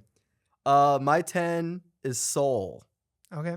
I know That's you fair. have it higher, but I still think Soul is one of the best modern Pixar films. And it oddly, I don't know, it's like kind of a spiritual movie for me where it's Mhm. I don't know. I feel good when Yeah. I feel really good when I see Soul, and it could have been higher. It's just hard with these rests. I'm just gonna talk about it now, Yep. so we don't have to repeat it. Yep. But Soul here, so if this were a movie to come out when it feels like the opposite of most Pixar movies. Most Pixar movies feel geared towards kids, but made in a way that adults would enjoy them. Yes. This is the Soul opposite. feels flipped. It feels like it's a movie that's geared a little bit more towards adults, Yep. but it's made in a way that kids can enjoy it. And if I were to watch this around the same time that these other Pixar movies came out when I was younger, Yeah. When the peak I don't Pixar. think that it would probably be pretty low on my list. But I feel like the message and the way that it is, I feel like I can resonate with it a lot more at my age. It's definitely for like midlife crisis or quarter life crisis. Is Yeah, that maybe this that's why I movie? liked it so Yeah. much. It's I just definitely relate that to movie. it a little bit too Yeah. much. I feel that. But and so and this was another conversation I had with my boss. He's like, yeah, I love Soul. My daughter doesn't really like it that much. If you're 5 years old, you're not like, Dad, can you put on Soul? It does not as funny. It's not as quirky. It's spiritual, like you said. Yeah. It hits on a deeper level. It's I'm gonna kind of go into it a little bit here, Yeah. but it's really dives into like your purpose in life, and it's interesting because throughout that whole movie, the whole point is finding your spark, and it seems like there's this theme that they believe that whatever your spark is whatever your purpose is on Earth, and that's not the case. It's very Marty Supreme. Yeah. You think that. Schwab, schwab. But whatever your spark is just, and they discuss it. It's like your spark just means that you're ready to go to Earth. And so he spends this entire time trying to figure out what her purpose is for Earth. And that's not the point. The point is just to find something that just, it clicks for her. Like, oh, Earth is actually really cool. And it takes her going to Earth and trying these different things to actually feel like, because before she didn't really care to go to Earth. She was like, I don't really get the appeal. I don't, or whatever Earth has to offer to me. I can kind of do whatever here. And it takes her actually experiencing what, you go through in life to actually be like, wow, this is actually really cool. And I don't want to leave Earth. I want to stay here. Yeah, it kind of has a similar, like, I feel like a lot of like the indie films that I really like, the Richard Linklater films, they have like that similar message of like you have to live life to kind of find its meaning. Yeah. And this is like it might sound like like a bumper sticker where it's like, yeah, you just have to live and find out, but it just really like goes in deep, and it just like. And this movie's like just a big warm hug where you just like you feel like you're doing okay, and like you're not behind in life. You're like, Yeah. if as long as you're living, you're doing it right. And I was like, Soul, it really it hits in all the right spots for me where I'm at in my life. And I loved it because like after he comes to that realization, he's okay. Like he doesn't care to go back to Earth, but they give him another shot to go back to Earth. And he goes back to Earth because he does his whole like gig and everything, and he doesn't feel as fulfilled as he thought that he would. Yeah. But he goes back with a different mindset, and his plan is to live life a bit more fuller. And yeah, I really like that. Yep. Soul. We It love you, touches dude. the soul. It does. I don't know where they got that title from. What was your 10? Soul has a 3.9 on Letterboxd, so very well loved. Yeah. Anyway, so that was got a bit off on there, but I just felt like I'll get my soul spiel out now instead of just going over it again. Yeah, it makes sense. My 10 is A Bug's Life. Okay. I wish I put it that high because I love A Bug's Life. I felt part like of me wishes I did put it higher. I just feel like it really deserved a spot in the top 10. I just don't think I could put it higher than 10. Yeah, yeah. It's not as much of a masterpiece as some of the other ones, Yeah. in my opinion. 9 on Rotten Tomatoes is Toy Story 4, which is a lot higher than I really expect. I know Yeah. people, the thing is, I think people watch it, and when it first came out, it was like, it's good. It's a lot better than I thought it was going to be. But it seems to be one of those movies that when people watch it over and over again, they tend to like it more and more. I guess that's a good sign for it. Yeah. Like I still have only seen I watched it in theaters, and honestly, it might have made my top 10 movies of that year. So like I still quite liked Toy Story 4, but I mean I had it at 20 on my list. So it seems kind of high, but I watched it as a double feature. I think it was a double feature at a drive-in movie. oh, that's cool. Mhm. Was it paired with another animated movie? No, I think it was the live action Aladdin. Oh, well, this is much better than the live action Aladdin. Live action Aladdin is just okay.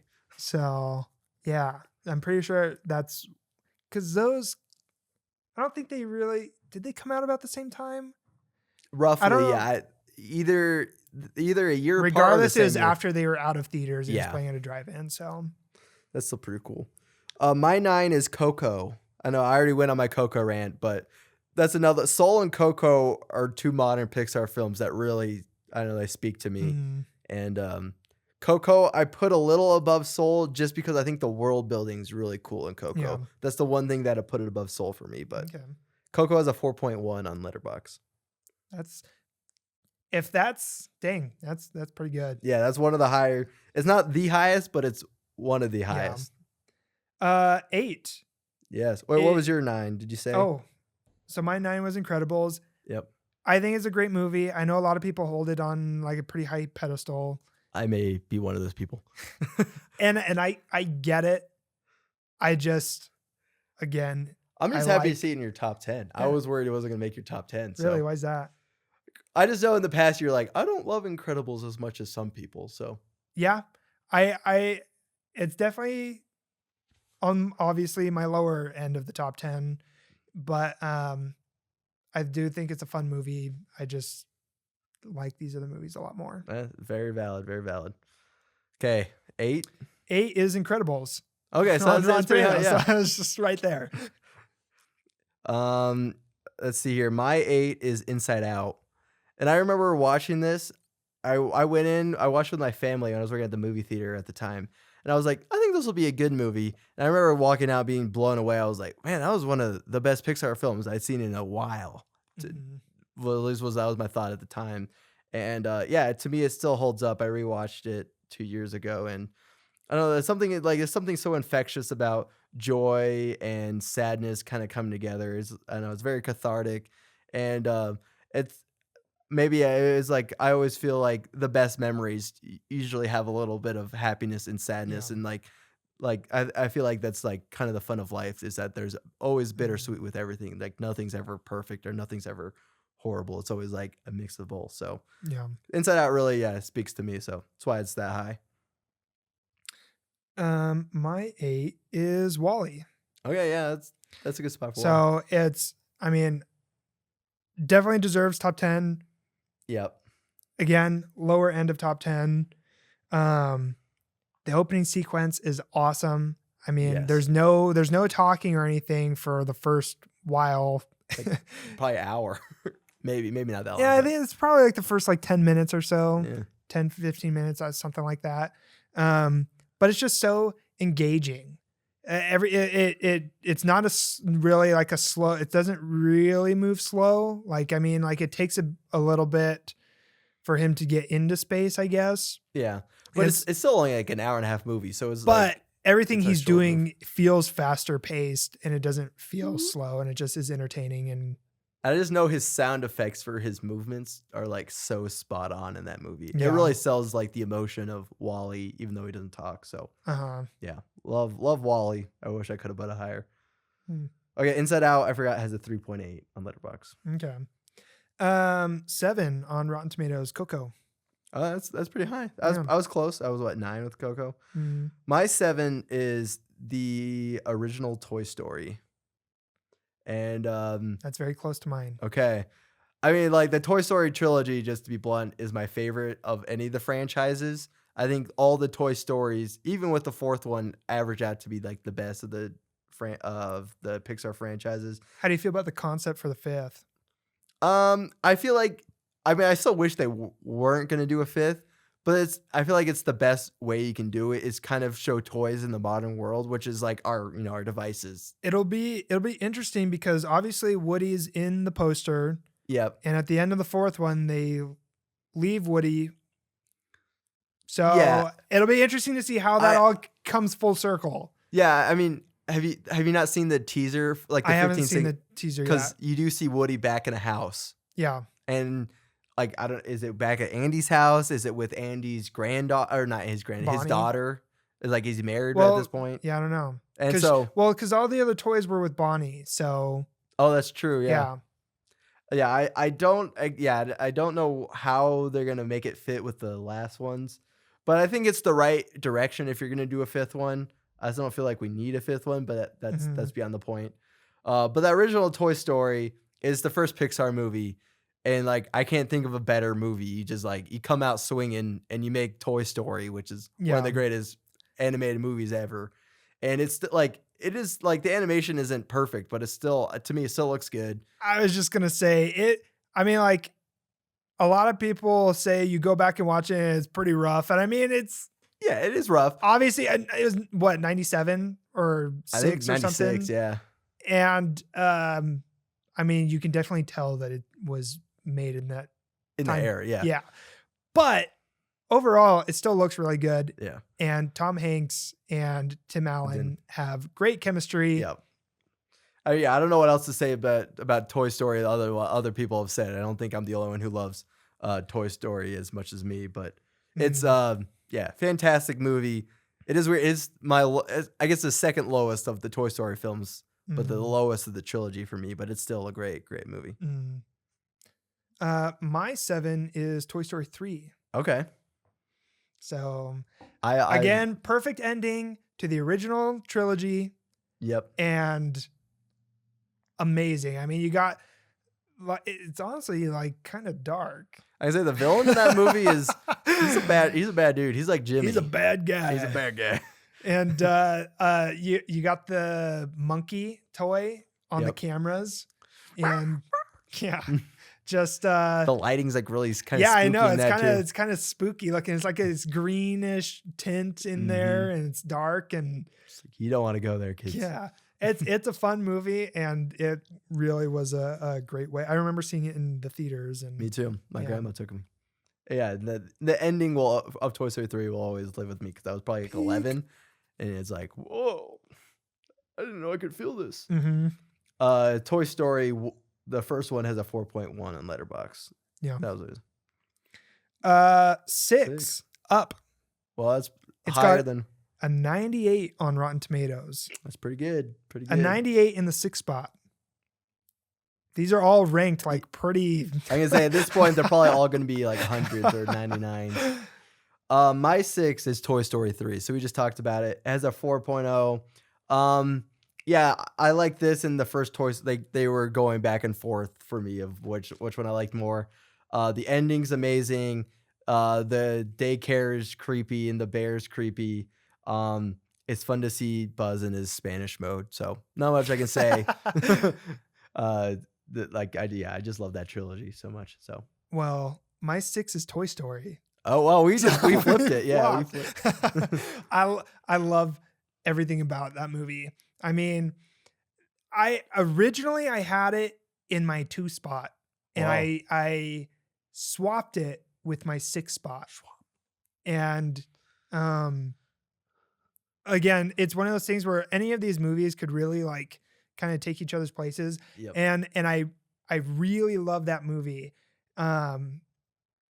You've got Woody, who's been Andy's toy forever. He's the high roller.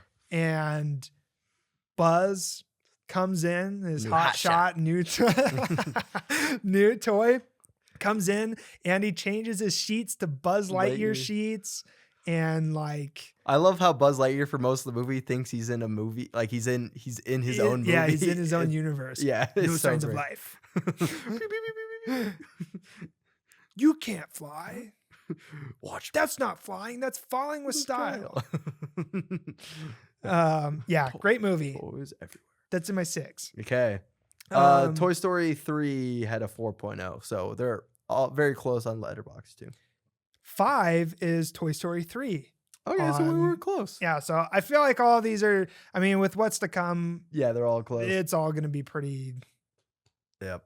Close to each My 5 is Ratatouille. And Mm.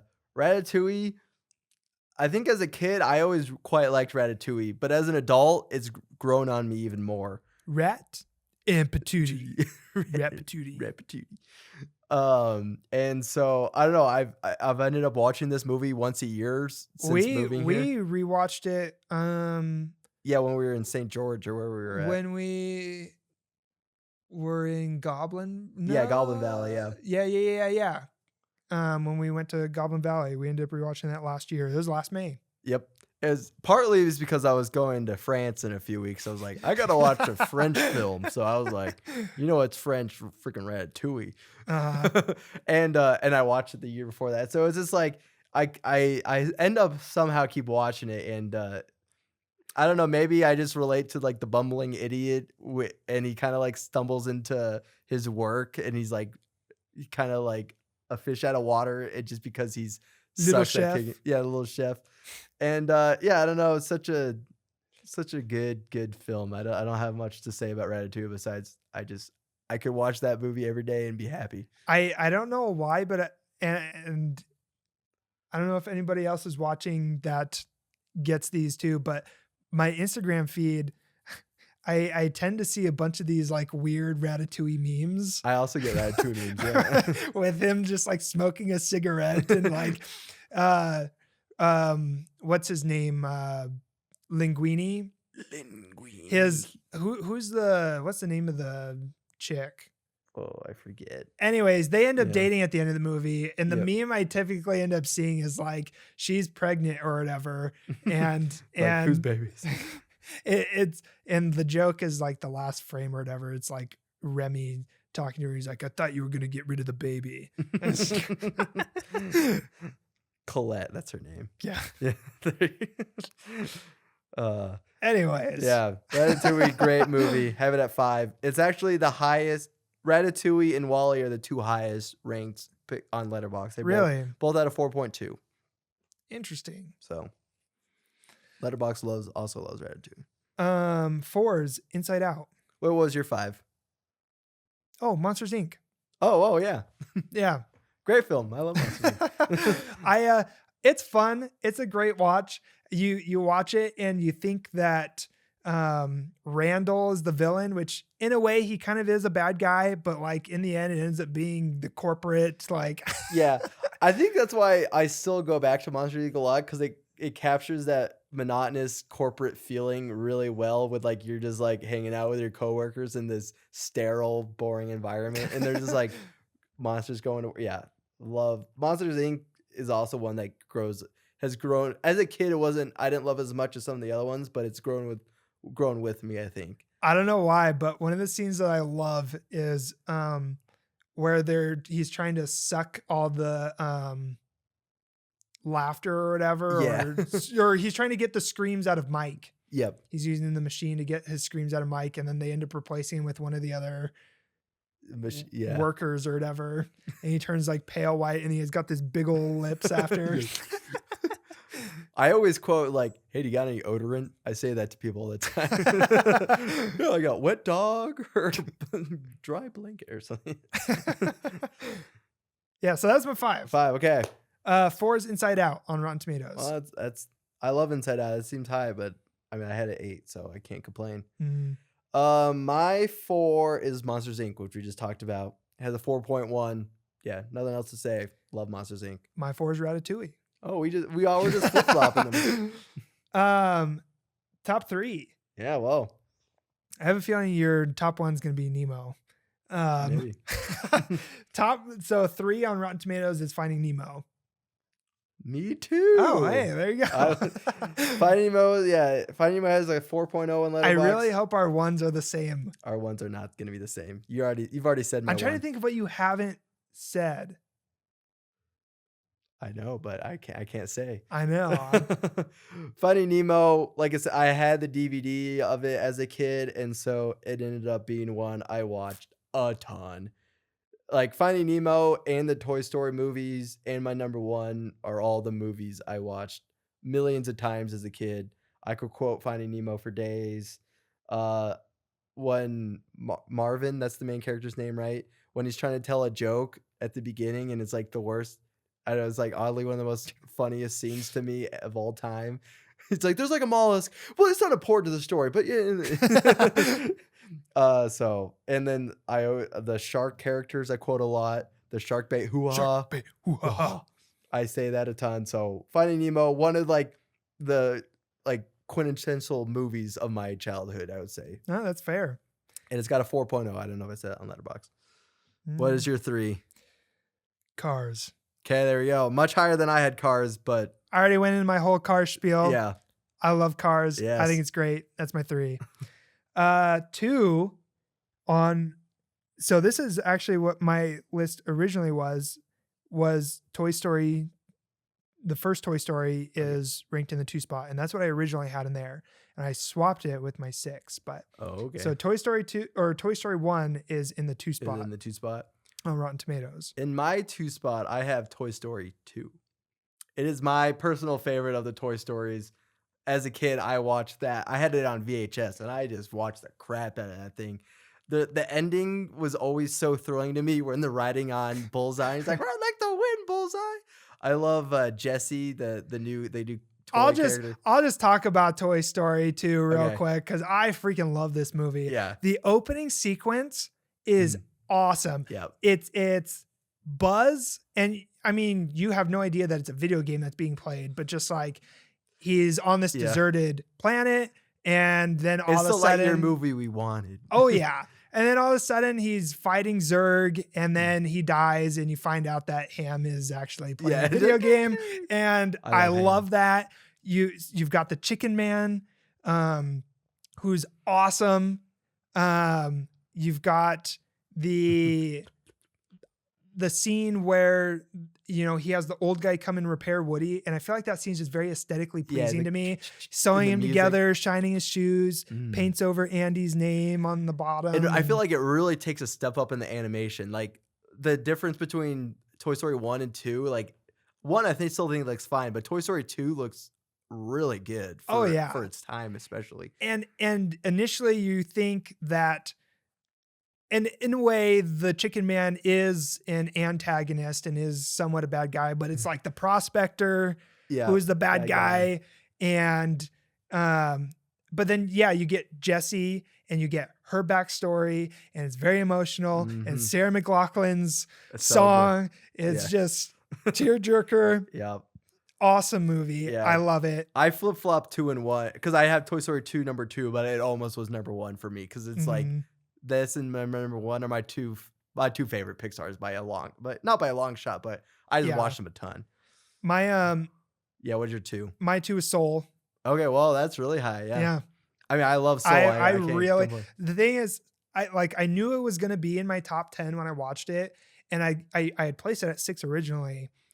And the more I thought about the movie, the more I was like, I really, really love this movie. And I have Yeah. it at my 2. Like I said, it's And definitely made for like, I think, like you said, adults. And Yeah. so it probably is the Pixar movie that speaks to me the most right now.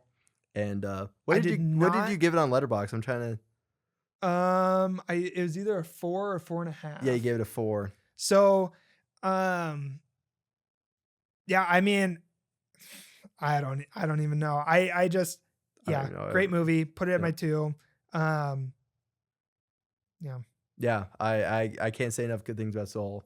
And what I had it at I 9 definitely or didn't 10. think that a new Pixar movie would break But break your top 5. my top 5. Yeah, that's pretty good. So So One- Soul broke all the molds. yeah.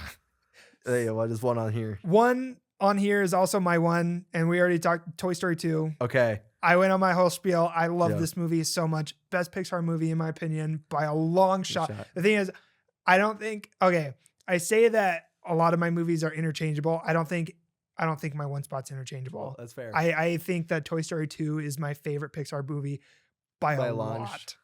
So I mean, I had it at 2, so I also love Toy Story 2. And a few times I flip-flopped it with my number 1. So Toy Story 2 actually has a 3.9 on Letterboxd. yeah. So it's the lowest of the trilogy. It's But I don't know why. To me, it's like by far the best. It's got 100% on Rotten Tomatoes. Dang. It deserves it. Dang it. It's amazing. Same with Toy Story 1. Toy Story 1 also has 100%. Should I say my 1? I'm ready. Drum roll. The Incredibles. I don't like. I mean, it was in my top 10. It's so in like, your top it's 10. I just when I had I was like I had to dig deep. I was like, what is the most enjoyable Pixar movie to me? And I just remember watching it in theaters, and I would ran around the theater like 5 times afterwards because I loved it so much, and I rewatch it a ton. I just love the family aspect. It's like so wholesome, and I love how Mr. Mr. Incredible. Mr. Fantastic. Are you sure this is your favorite? Yeah, Pixar movie? Mr. Incredible is such like a dad's dad, where he's like tries to get away with stuff, and he has friends. That was totally wicked. I love he has friends that he gets in trouble with. Frozone. Where's my super shoe? So my favorite character in that whole thing is Edna. My God, you've gotten fat. Yes, Edna. Any scene with Edna is I could watch Incredibles every day. No gaps. No gaps.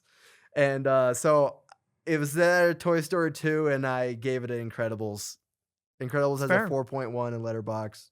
So. I understand. I have got no complaints. I mean, I like it. I don't like it as much as a lot of people. Yeah. It's in my top 10.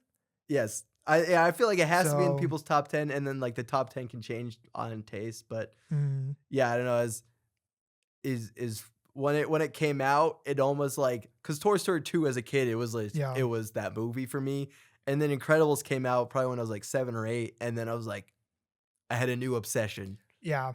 And so that's why it's 1. Oh, cool. Well, we thank you guys for watching. That was a little bit longer. Oh, you got Toy Story 2. I already said Toy Story 2. Okay. It's a little bit longer of an episode, a little bit to cover today. 29 movies. And we'll do an updated list once Hoppers and Toy Story 5 come out later this year. Yeah, I'm interested to see. I think Hopper looks really fun, so I feel like that's probably going to make at least... It looks a little kiddie, but it looks fun. I don't think it'll top like my top 15 or anything, but... No, definitely not. But we appreciate those watching, and don't forget to, if you like what you've been seeing, please like, comment, subscribe. We'd love to see your ranking lists of the Pixar movies, or at least even your top 10. Yeah, I won't roast it. Don't worry. I look at the comments, but I won't roast it. I promise.